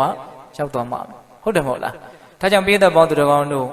ကောင်းမွန်တဲ့ဘဝတွေကိုရပြီးတော့ဒီကနေ့မှချမ်းသာဖို့လိုတယ်ဆိုတာလေးကိုနားလည်ရင်းဖြင့်ဒီကနေ့မှချမ်းသာဖို့အတွက်ဘာရှိရမလဲကုသိုလ်ကောင်းမှုရှိရမယ်နော်ကုသိုလ်ကောင်းမှုဆိုတာအလွန်တရာမှအာကိုတိုက်တဲ့အရာဟုတ်လားကုသိုလ်ကောင်းမှုဆိုတာအလွန်တရာမှအာကိုတိုက်တဲ့အရာဟိုဦးဇင်းတို့ဓမ္မပဒပါဠိတော်မှာဟောထားတာလေးရှိတယ်ချမ်းချမ်းသာသာပြန်လာတဲ့ပုဂ္ဂိုလ်ကိုတဲ့ချစ်ခင်တဲ့ဆွေမျိုးတွေကစောင့်ကြိုနေတယ်လို့မျိုးကုသိုလ်ကောင်းမှုပြုထားတဲ့ပုဂ္ဂိုလ်တမန်တော်လောကကိုသွားပြီဆိုရင်သူပြုထားတဲ့ကုသိုလ်ကောင်းမှုတွေကစောင့်ကြိုနေတယ်တဲ့ဘလောက်အားရတဲ့အကောင်းလို့ဟုတ်လားအရက်တစ်ပါးကနေပြီးတော့ချမ်းချမ်းသာသာပြန်လာတဲ့လူကိုချစ်ခင်တဲ့ဆွေမျိုးတွေကစောင့်ကြိုနေကြတယ်လို့မျိုးကိုပြုထားတဲ့ကုသိုလ်ကောင်းမှုတွေကကုသိုလ်ကောင်းမှုပြုထားတဲ့ပုဂ္ဂိုလ်ကိုစောင့်ကြိုနေကြတယ်ဟုတ်လားဒါကြောင့်ဓမ္မောပံပိတိတုဂတိနော်သူတော်ကောင်းတရားဆိုတာကောင်းမြတ်တဲ့ဘဝကိုပဲဖြစ်စေမယ်ယုံညံ့တဲ့ဘဝကိုမဖြစ်စေဘူးအဲ့ဒါတွေကိုသိထားတဲ့မြင်ထားတဲ့နားလည်ထားတဲ့ပုဂ္ဂိုလ်ဟာဘယ်လိုလုပ်ပြီးတော့သေဖို့အတွက်ကြောက်မလဲဟုတ်လားမြေအိုးကိုစွန့်လို့ရွှေအိုးရမယ်ဆိုတာကိုသေချာပေါက်သိနေတဲ့လူတစ်ယောက်ဒီမြေအိုးကိုစွန့်ဖို့အရေးသူ့မှာဘာမှဝင်လေးနေတာရှိမှာမဟုတ်ဟုတ်တယ်မဟုတ်လားဒါကြောင့်ဦးဇင်းတို့ပိဿပေါင်းသူတော်ကောင်းတို့ဟိုမဟာတုဒ္ဒဇောမတတ်မှာလည်းပဲတုဒ္ဒမင်းကြီးပြောတုဒ္ဒသောမမင်းကြီးပြောထားတာလုံးဝမှတ်သားစရာကောင်းပါတယ်ဘုရင်တို့တုဒ္ဒသောမဇတ်မှာဗောဓိတာရကနော်တုဒ္ဒသောမမင်းကိုဖမ်းတာဒီဇလန်းကြီးကပြောရင်အလွန်ရှည်ပါတယ်ဟုတ်လားအလုံးလည်းပဲကြားဖို့ပြီးသားပါလူသားစားတယ်ဗောဓိတာရအဲ့ဒါတုဒ္ဒသောမမင်းကြီးကဟိုနန္ဒပုံနာဟောမေကတ္တပမြတ်စွာဘုရားလက်ထက်ကဂါထာ၄ပုဒ်ဆိုတဲ့တရားကိုနာခြင်းလို့ဗောဓိတာရငါ့ကိုနန်းတော်ကိုခေတ္တခဏပြန်ခွင့်ပြုပါငါအဲ့ဒီတရားကိုနာဖို့အတွက်ငါဂရီပေးခဲ့တယ်အဲ့ဒီတရားလေးနာပြီးရင်ငါတေချာပေါက်ပြန်လာပါမယ်မင်းငါကြောင့်ဒါကြောင့်ငါ့ကိုနန်းတော်ကိုခေတ္တခဏပြန်ခွင့်ပြုပါအဲ့တော့ဗောဓိတာရကဘာပြောတော့မင်းကြီးတဲ့သင်ပြန်လာမယ်ဆိုတာငါဘယ်လိုလုပ်ယုံမလဲတဲ့ကိုယ့်ကိုတတ်မဲ့နေရာကိုပြန်လာဖို့ဆိုတာဒါယုံတန်းစကားပဲအဲ့လိုပြောတဲ့အခါကျတော့သုဒ္ဓသမမင်းကြီးကနော်တန်လျက်ကင်ပြီးတော့ကြိန်လာနော်ငါတေရမှာမကြောက်ပါဘူးငါဂတိမဖြတ်ပါဘူးနော်ငါတရားနာပြီးရင်တေချာပေါက်ပြန်လာခဲ့ပါမယ်မင်းငါ့ကိုအဲ့ဒီကိုပြန်ဖို့အတွက်ခွင့်ပေးပါအဲ့ဒါနဲ့ဗောဓိတာရကငယ်ငယ်တုန်းကတန်ရောစဉ်ကလည်းရှိနေတော့သုဒ္ဓသမမင်းကြီးကိုလည်းအလွန်ကြည်ညိုတော့ကောင်းပြီကဲ तू ပြန်လာခြင်းလဲလာရှိပါစေမလာခြင်းလဲမလာရှိပါစေဆိုပြီးတော့ပြန်ခွင့်ပြုတယ်အဲ့ဒါတရားနာပြီးတော့မင်းကြီးကပြန်လာတော့ဒီမှာဗောဓိတာရကမိဘုံကြီးဖိုးတစုတွေပါတွေခြုံပြီးတော့ဟိုမှာမင်းတရားကလည်းပဲမင်းမောင်းတရားကလည်းပဲလက်ဖွားတွေဖောက်ပြီးတော့ညောင်မကြီးမှာချိတ်ဆွဲထားမသေးမရှင်းတယ်အဲ့ဒါကိုမြင်နေတယ်ဘုရားလောင်းကသုဒ္ဓသမမင်းကြီးကအဲ့ဒါပြန်လာတော့ကြည်တော့ဗောဓိတာရလွန်အံ့ဩတာပေါ့အဲ့ဒါနဲ့ तू မနေနိုင်ဘူးမေးတယ်ရှင်မင်းကြီးတဲ့မင်းကြီးကိုငါတတ်မယ်ဆိုတာကိုတေချာပေါက်သိနေပါလက်ကင်နဲ့ မင်းကြီးရဲ့မျက်နှာဟာကြာပန်းကဲ့သို့လကဲ့သို့အလွန်တရာမှကြည်လင်လန်းဆန်းတန့်ရှင်းနေတယ်တဲ့။ဘာကြောင့်မင်းကြီးတရားမှာကိုမကြောက်တတ်တော့မနေနိုင်ဘူးနော်သူမေးရတယ်ဟုတ်လားအသက်ခံရမယ်ဆိုတာကိုသိပါလဲခဲ့နေသူ့ရဲ့မျက်နှာကဘလို့ဖြစ်နေတယ်။ကြာပန်းကဲ့သို့လကဲ့သို့တဲ့ပြောထားတဲ့ဥမာလေးကဟုတ်လားအဲ့လိုမေးတဲ့အခါကျတော့သုဒ္ဓသမမင်းကြီးကဗာပြန်ပြောတော့ဗောဓိတာရာတဲ့ငါဟာကုသိုလ်ကောင်းမှုတွေကိုများစွာပြုပြီးပြီတဲ့ဟုတ်လားတမလွန်ခရီးကိုငါတုတ်တင်ပြီးပြီတဲ့မိဘတွေရဲ့ပုံမှာလှုပ်တင်လှုပ်ထိုက်တာကိုငါလှုပ်ပြီးပြီမိသားစုဝင်တွေဆွေမျိုးတွေမိတ်ဆွေတွေနောက်သားချင်းတွေဒီလိုပုံကိုယ်တွေရဲ့ပုံမှာလည်းပဲလှုပ်တင်လှုပ်ထိုက်တာကိုငါလှုပ်ပြီးပြီတဲ့ကုသိုလ်ကောင်းမှုမှာတည်တဲ့ငါလူဟာဘာဖြစ်လို့တည်ခြင်းတရားကိုကြောက်ရမှာလဲတဲ့ဟုတ်လားအေးတမလွန်ခရီးကိုစိုးရိမ်ခြင်းမရှိဘဲနဲ့ငါသွားမေတဲ့ဒါကြောင့်သင်ငါကိုတတ်ပြီးတော့ရစ်ပူဇော်လိုမူလေးပူဇော်လို့စားလိုမူလေးစားလို့ရဲရဲဝံ့ဝံ့ပြောတာနော်အေးဒါကတော့အလွန်တရာမှစံထားအတုယူတဲ့လူအာဇာနေလို့ဆိုရမှာပါဟုတ်ရဲ့လားသေခြင်းတရားနဲ့ပက်ပင်းမှတွေ့နေတာကိုသူရဲရဲတောက်တောက်နော်သူရဲ့စကားနော်အလွန်တရာမှအားရစရာမကောင်းဘူးလားကောင်းတယ်နော်တမလွန်ခီးကိုဗါတဲ့တော့တုတ်တင်ပြီးပြီတဲ့ကုသိုလ်ကောင်းမှုတွေကိုများစွာပြုပြီးပြီတဲ့ဒါကြောင့်ကုသိုလ်ကောင်းမှုနဲ့တည်တဲ့ငါလူဟာဘာဖြစ်လို့သေခြင်းတရားကိုကြောက်ရမှာလဲတဲ့ဟုတ်ရဲ့လားဒါကြောင့်ပိဿပေါင်းသူတော်ကောင်းတို့သေခြင်းကောင်းကျင်တယ်ဆိုလို့ရှိရင်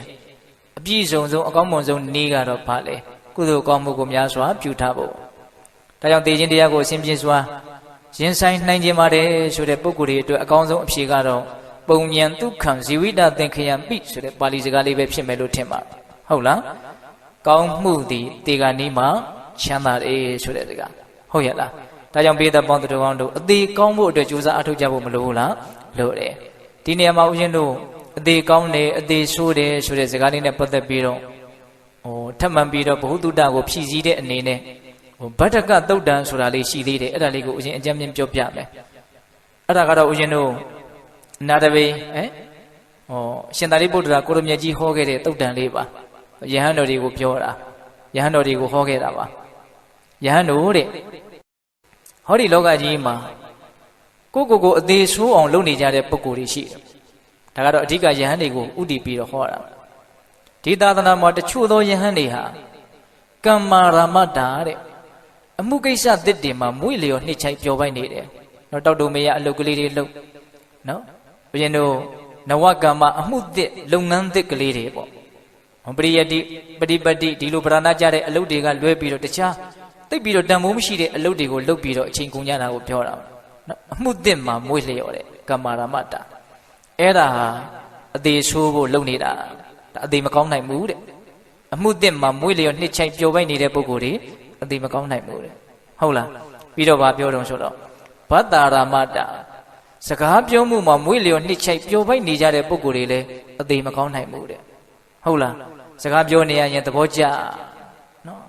နားထောင်မဲ့လူပဲမျောပြီးတော့စကားပြောဖို့ပဲစိတ်ဝင်စားပြီးတော့ဒါပဲအားထုတ်နေတယ်ဆိုရင်ဗါတဲ့တော့အသေးမကောင်းနိုင်ဘူးနောက်ဦးဇင်းတို့နိဒ္ဓာရမတ္တာအိပ်ရှက်မှုမှာမွေ့လျော်နေတယ်အိပ်နေရတာကိုပြောတယ်အိပ်ဖို့ပဲကြိုးစားနေတယ်ဟောဒီလိုပုဂ္ဂိုလ်မျိုးလည်းအသေးမကောင်းနိုင်ဘူးတဲ့ဟုတ်လားဘယ်နှမျိုးရှိသွားပြီတော့၃မျိုးရှိပြီသူ6မျိုးပြောမှာဗျနောက်ဦးဇင်းတို့သင်္ကနိကာရမတ္တာအပေါင်းအဖော်နိုင်မွေ့လျော်တာအပေါင်းအစုမှာမွေ့လျော်တာနော်အုပ်စုကြီးနဲ့ယုံနေတာကိုသဘောကျနေတာနော်တယောက်တည်းဆိုရင်ပြင်းပြီးတော့အပေါင်းအမောင်းဖော်နဲ့ပဲသူပျော်မွေ့နေတာအဲ့လိုလူမျိုးလည်းပဲအသေးမကောင်းနိုင်ဘူးဟုတ်လားနောက်ပြီးတော့ဗာပြောတော့ဆိုတော့တန်သက်ကာရမတ္တနှီးနှောမှုမှာမွေ့လျော်နှစ်ချိုက်ပျော်ပဲနေတဲ့ပုဂ္ဂိုလ်များနှီးနှောမှုဆိုတာက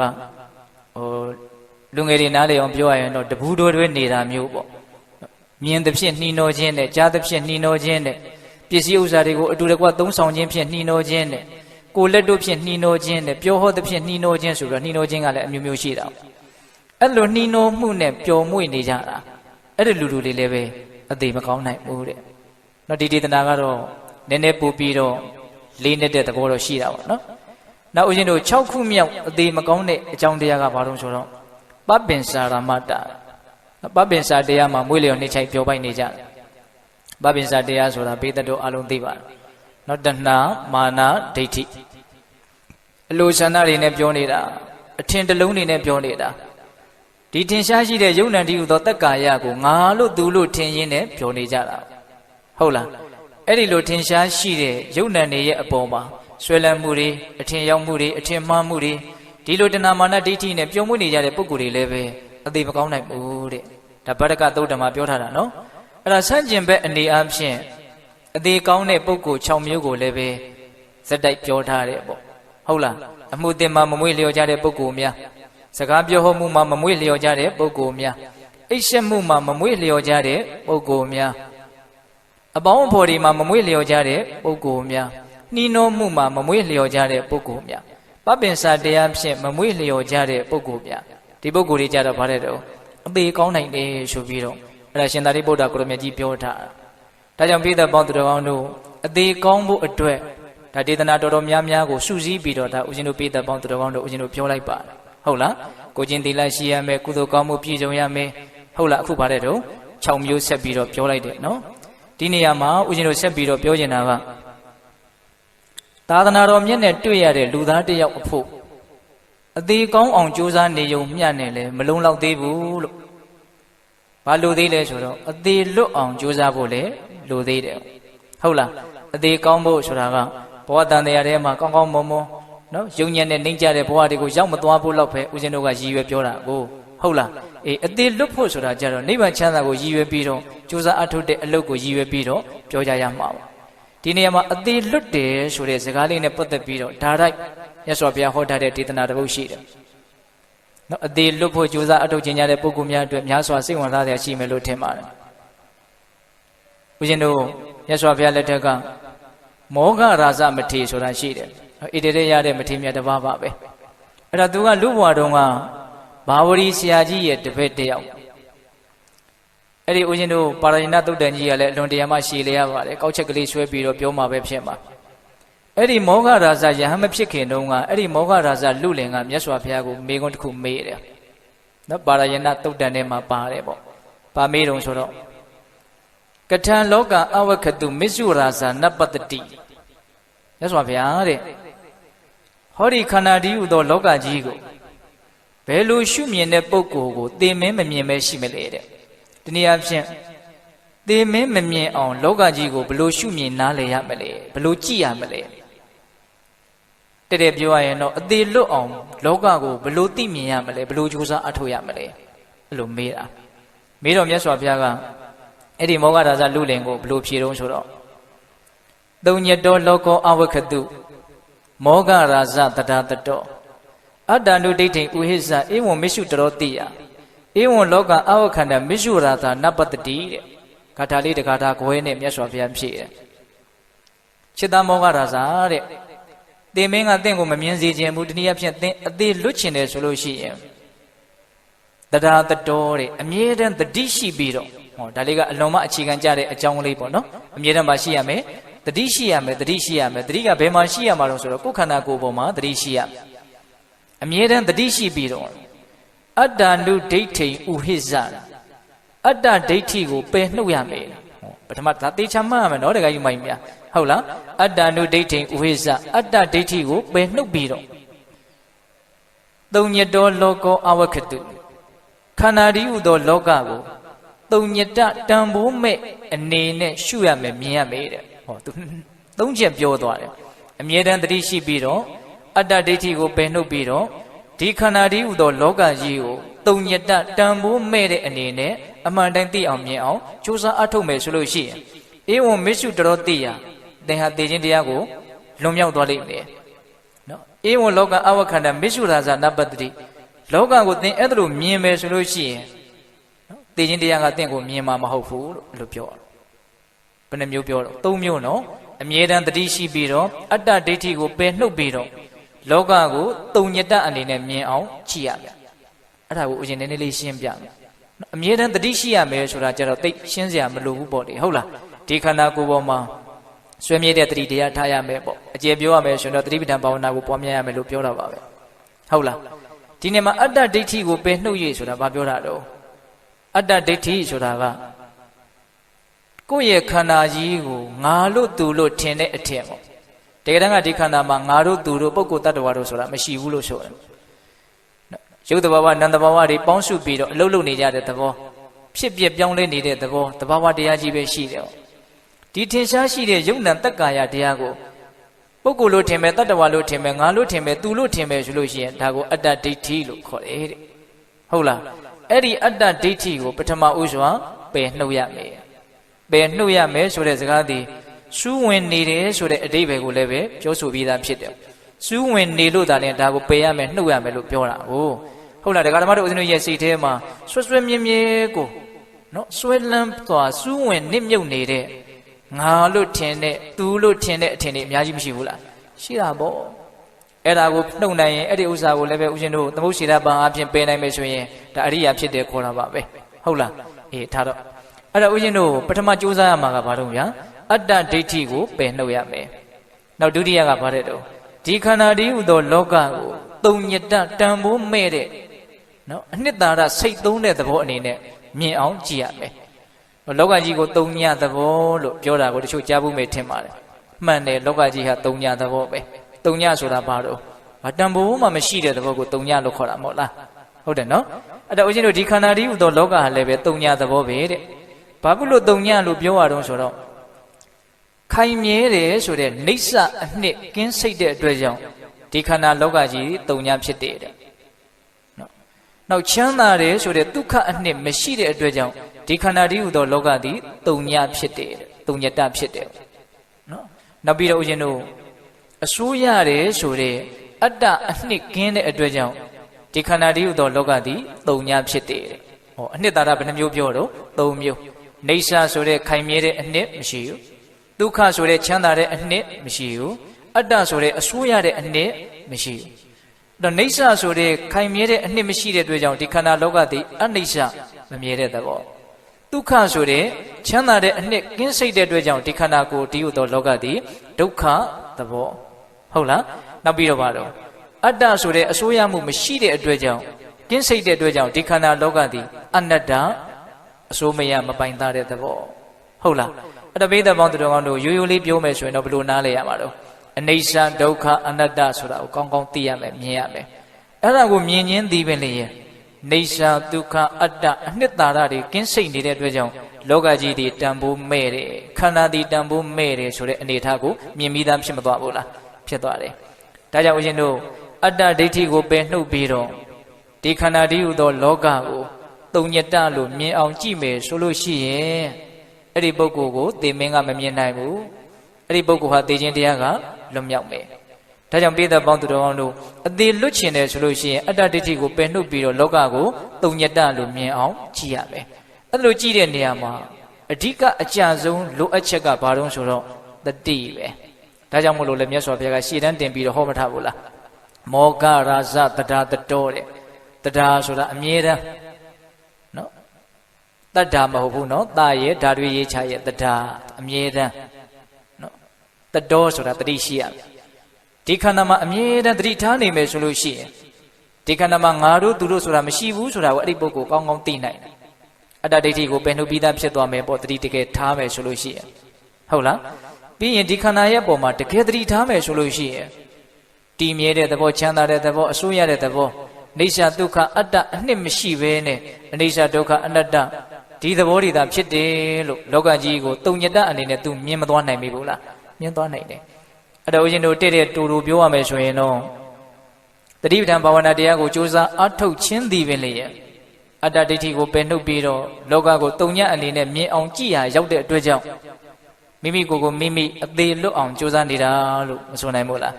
အေးဒါအသေးကောင်းဖို့နဲ့အသေးလွတ်ဖို့ဒါတရားရဲ့ဒုတိယဘိုင်းပေါ့နော်လူဘဝမှာသိခြင်းတရားသည်အလွန်ရေးကြီးတယ်လို့သိပြီးတဲ့နောက်မှာအသေးကောင်းဖို့ကြိုးစားရမယ်တဆင့်တက်ပြီးတော့သာသနာနဲ့တွေ့တဲ့အခိုက်အတန့်မှာအသေးလွတ်ဖို့ကိုလည်းပဲကြိုးစားကြရမယ်ဟုတ်ရဲ့လားအေးအဲ့တော့ဦးဇင်းတို့တရားရဲ့ဏိဂုံးပိုင်းရောက်လာပြီနော်အဲ့ဒါလို့အသေးလွတ်ဖို့အသေးကောင်းဖို့ကြိုးစားအထုတ်တဲ့နေရာမှာဘယ်လိုခံယူချက်မျိုးနဲ့ဘယ်လောက်ထိတရားဓမ္မတို့ဦးဇင်းတို့တွေကြိုးစားအထုတ်တဲ့တယ်လဲဆိုတဲ့အပိုင်းကလေးဟုတ်လားအေးဘယ်လိုခံယူချက်မျိုးနဲ့ကြိုးစားအထုတ်တဲ့တယ်လဲဒီချက်နဲ့ပတ်သက်ပြီးတော့ဦးဇင်းတို့သာဂထာဝကတန်ရုပ်ပါဠိတော်မှာလာရှိတဲ့အာယုတုတ်တံဆိုတာလေးကိုဦးဇင်းတို့အချင်းချုပ်ပြီးတော့ပြောခြင်းတယ်မြတ်စွာဘုရားကအခါတစ်ပါးမှာ ယဟန်တော်တွေကိုတရားဒေသနာတစ်ပုဒ်ဟောတယ်ဟောတဲ့တရားကဘာတရားလဲဆိုတော့သေခြင်းတရားကိုပြပြီးတော့ကုသိုလ်ကောင်းမှုကိုပြုဖို့တိုက်တွန်းတဲ့တရားပေါ့ယဟန်တို့သေခြင်းတရားဆိုတာအလွန်မြန်တယ်လူဘဝရဲ့နေရတယ်ဆိုတာအလွန်ဆင်းရဲတယ်ဒါကြောင့်ကောင်းမှုကိုပြုပြီးတော့မြတ်သောအကျင့်ကိုစွန့်စွန့်တမန်ကျင့်သုံးတဲ့ဝေဖွာလာတဲ့တတ္တဝါမသေးဘူးဆိုတာမရှိဘူးနေရတဲ့အခိုက်အတန့်လေးမှာကောင်းတာကိုထိရောက်အောင်လုပ်တဲ့ဆိုတဲ့အဓိပ္ပာယ်မျိုးမြတ်စွာဘုရားဟောတာအဲ့ဒါလို့ဟောနေတဲ့အချိန်မှာဦးဇင်းတို့မြတ်စွာဘုရားနဲ့တကွယဟန်တို့ရဲ့ရှေ့မှာဘယ်သူရောက်လာတော့ဆိုတော့မန္နဲ့ရောက်လာတယ်တဲ့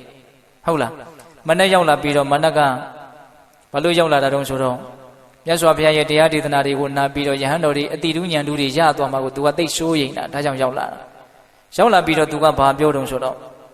ဂါထာလေးတစ်ပုဒ်ရွတ်တယ်သူရွတ်တဲ့ဂါထာလေးတည်တည်ချာချာနားထောင်နော်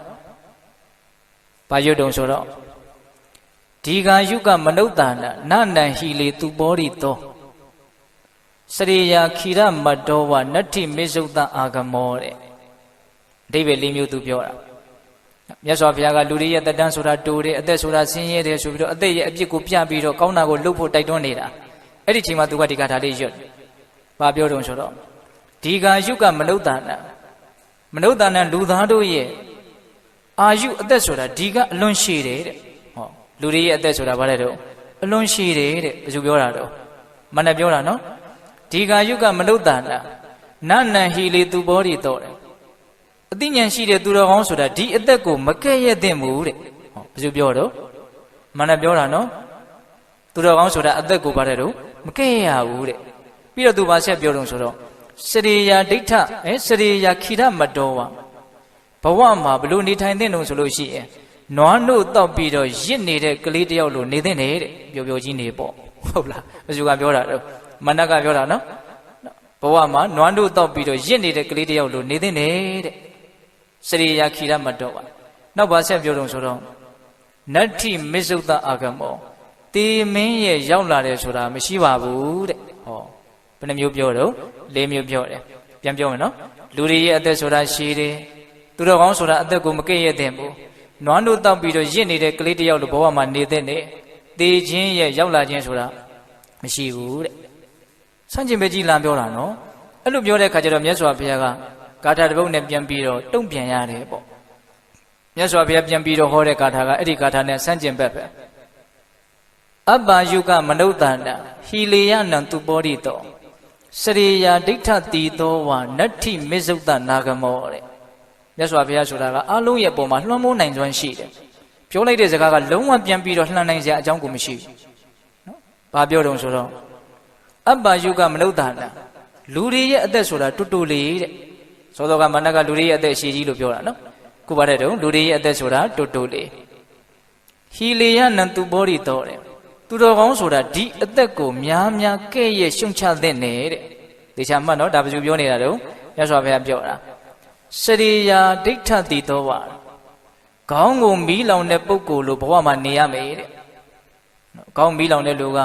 ဒီမီးကိုငြိမ့်သက်ဖို့အတွက်သူအရေးတကြီးကြိုးစားတယ်လို့ကောင်းတာကိုလုပ်ဖို့မြတ်သောအကျင့်ကိုကျင့်ဖို့ဘဝဝရှင်ရဲ့ကထွတ်မြတ်အောင်ကြိုးစားတဲ့နေရာမှာဒီလိုလုံးလဝရိယမျိုးနဲ့ထက်သန်စွာကြိုးစားပြီးတော့နေရမယ်ဆိုတာကိုပုံပေါ်အောင်ပြောတာဟုတ်လားမနကတော့နွားနို့တောက်ပြီးတော့ရစ်တဲ့ကလေးလိုနေရမယ်တဲ့မြတ်စွာဘုရားကတော့ဘယ်လိုနေခိုင်းခေါင်းကိုမီးလောင်တဲ့ပုဂ္ဂိုလ်လိုနေရမယ်တဲ့နော်နတ္ထိမေဇုတနာဂမောတေခြင်းတရားရဲ့ရောက်မလာဘူးဆိုတာမရှိပါဘူးတဲ့တစ်ချိန်ချိန်မှာတေချာပေါက်ရောက်လာမှာပါဟုတ်လားတပိသဘောင်းသူတော်ကောင်းတို့ဆန့်ကျင်ဘက်မြတ်စွာဘုရားမပြောဘူးလားပြောတယ်ဒီနေရာမှာဥရှင်စဉ်းစားမိတာလေးတခုပြောခြင်းအဲ့ဒါဘာလဲဆိုတော့တရားဓမ္မတို့ဥရှင်တို့တွေမနတ်ကိုဘယ်သူမှသဘောမကျပါဘူးအကောင်းလည်းမထင်ပါဘူးဒါပေမဲ့လို့ကိုနေတာထိုင်တာကတော့မနတ်ပြောတဲ့စကားနဲ့တော်တော်ညီတယ်လို့ထင်တာပဲစဉ်းစားကြည့်နော်မနတ်ကိုသဘောမကျတော့လည်းပဲကိုနေထိုင်ပြောဆိုနေတာတွေကတော့မနတ်ပြောထားတဲ့စကားနဲ့တော်တော်ညီညွတ်တယ်လို့ဆိုရမလို့ရှိတယ်မနတ်ကလူတွေရဲ့အသက်ဆိုတာအရှိကြီးလို့ပြောတယ်ခင်ဗျားတို့ကျုပ်တို့ကဘယ်လိုထင်တာလဲအရှိကြီးလို့ထင်တာသိခြင်းတရားကိုဘလောက်အဝေးကြီးထိပို့ထားတာ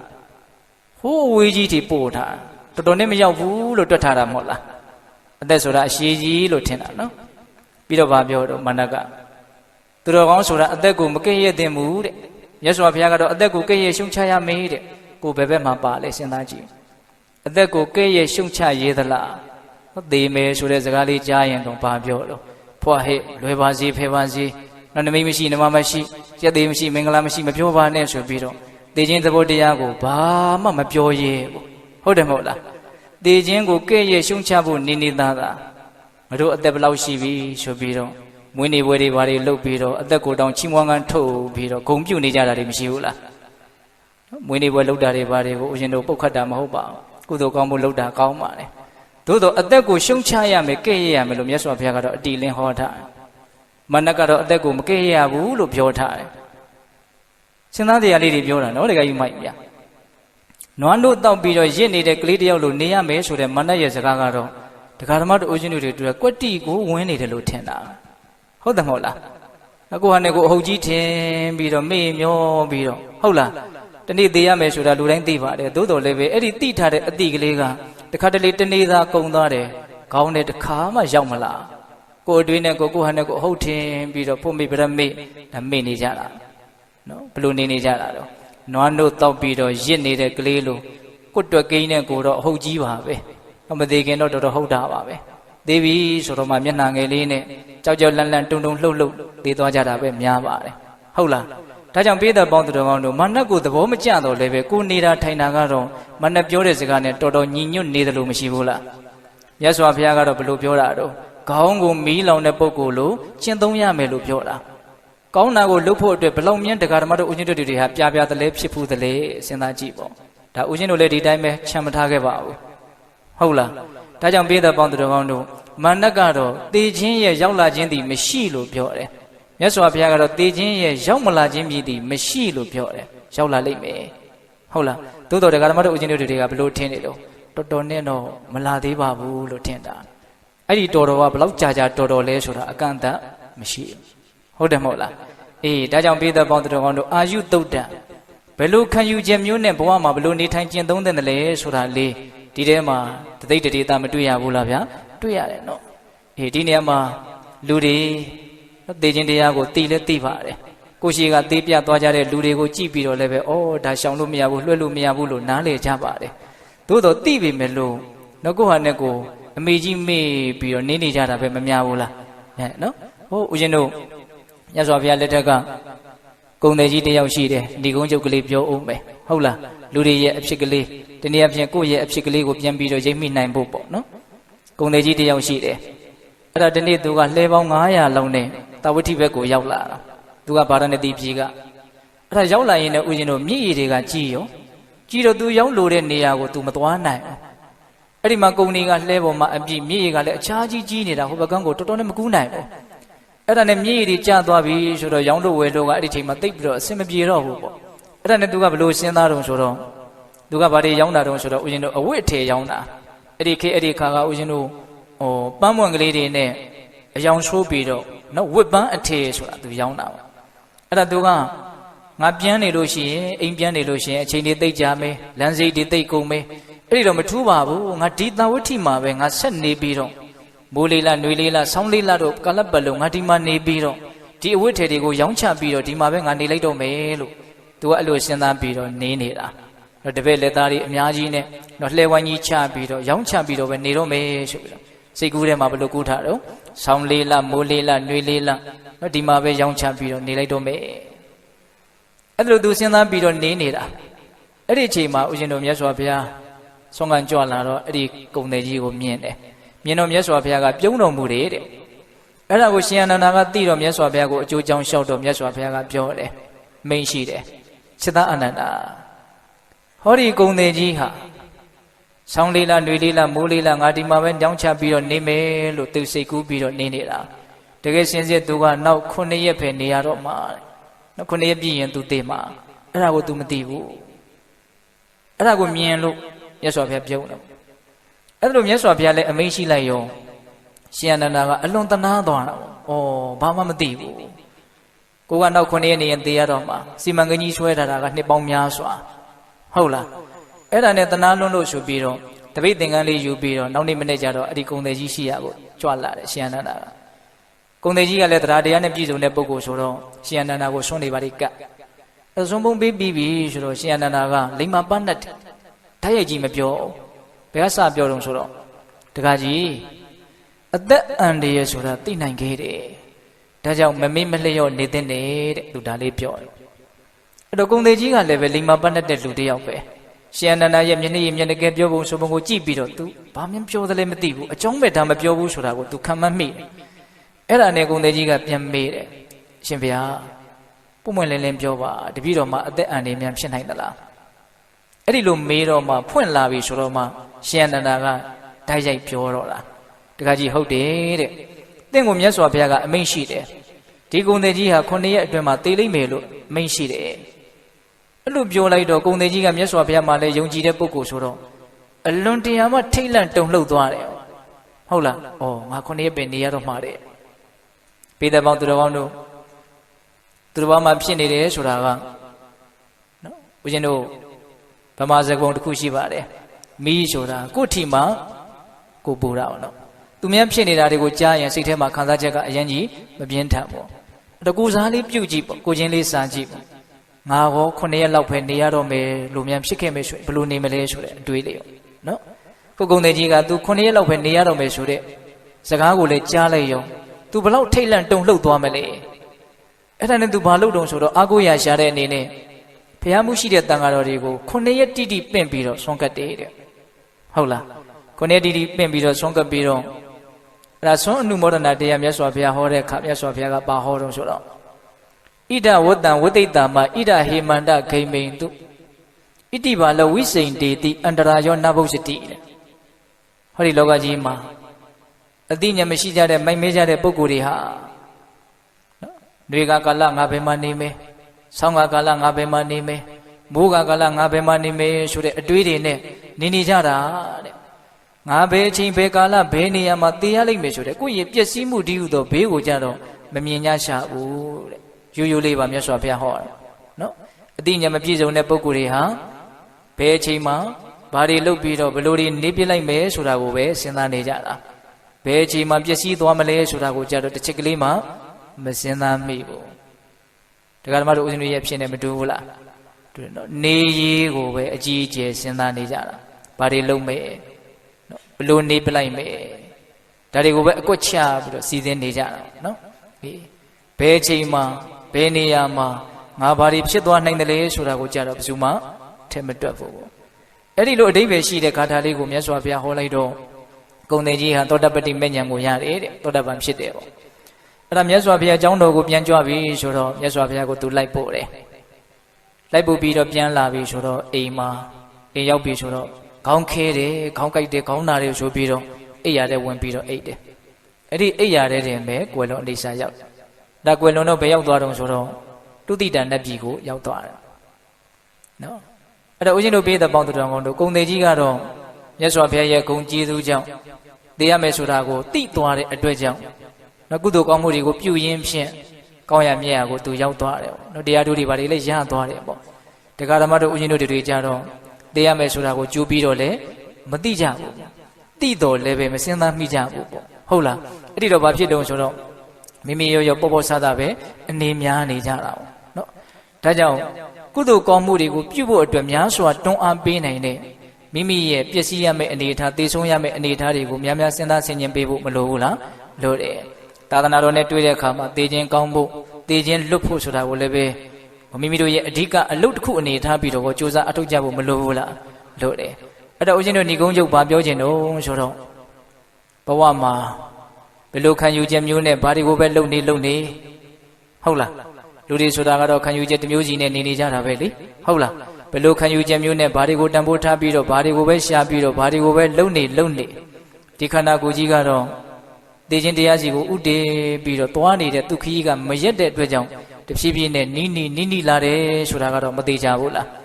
းသိကြတယ်နော်တောင်ကျမြစ်တစင်းစီးဆင်းနေတယ်လို့အရက်မရှိအနားမရှိသွားနေတဲ့ခရီးဖြစ်တဲ့အတွက်ကြောင့်သာတယုံကိုအစွဲခံရတဲ့နွားတကောင်ရဲ့ခြေလန်းတိုင်းဒီသေခြင်းနဲ့နီးလာတယ်လို့တရားဓမ္မတို့ဦးဇင်းတို့ရဲ့ဘဝလည်းပဲပျက်စီးခြင်းနဲ့နီးလာတယ်ဘာတွေပဲလှုပ်ဘလို့ပဲစဉ်းစားဟုတ်လားငါတို့အသေးကောင်းအောင်လုပ်ဖို့အသေးလွတ်အောင်လုပ်ဖို့အရေးကြီးတယ်လို့သိမသိကြိုးစားသည်ဖြစ်စေမကြိုးစားသည်ဖြစ်စေဘလို့ပဲနေပေါ့ဟုတ်လားတေချာတာကတော့ဒီခန္ဓာကိုယ်ကြီးက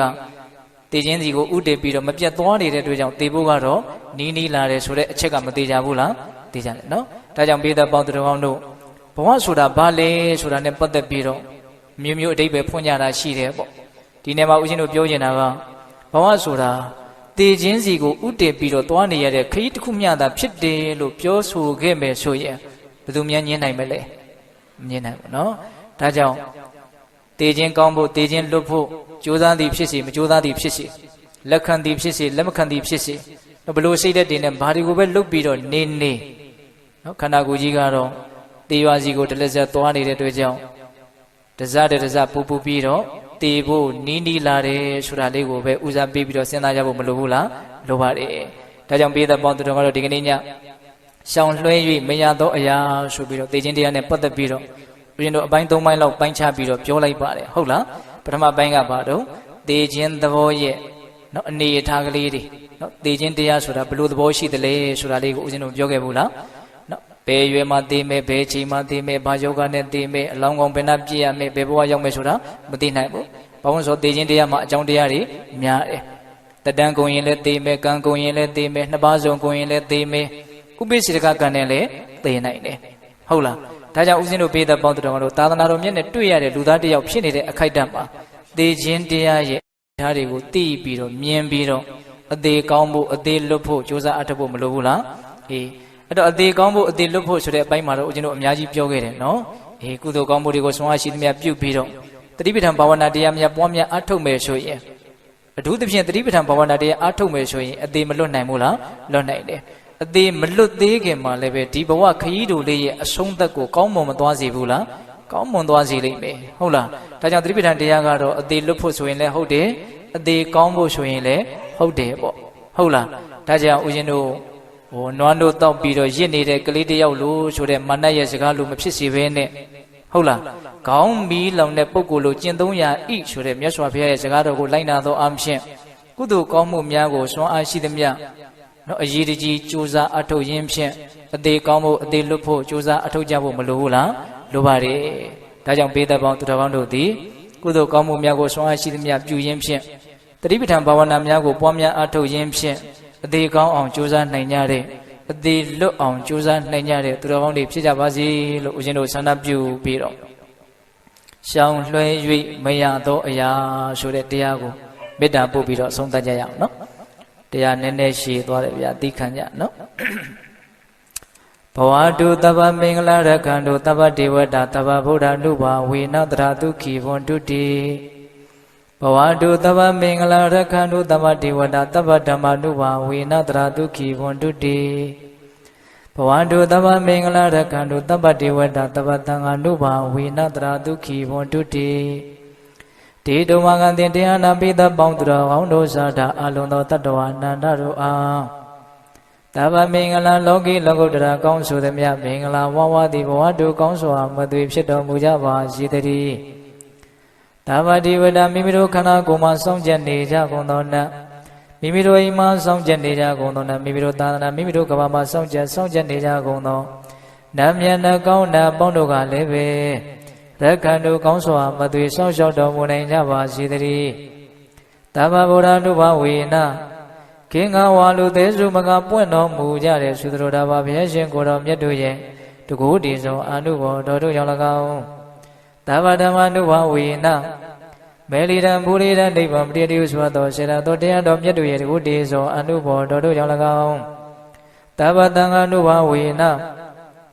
မေကထံလေးရောက်ပလထံလေးရောက်ဆိုသောရှင်တော်ရိယသံဃာရှင်မြတ်တို့နှင့်တကွာသီလကိုသမာဓိကိုပညာကိုတို့နှင့်ပြည့်စုံတော်မူကြတဲ့သမုဒိသံဃာအရှင်ကောင်းရှင်မြတ်ပေါင်းတို့ရဲ့တကုတေဇောအနုဘောတော်တို့ကြောင့်၎င်း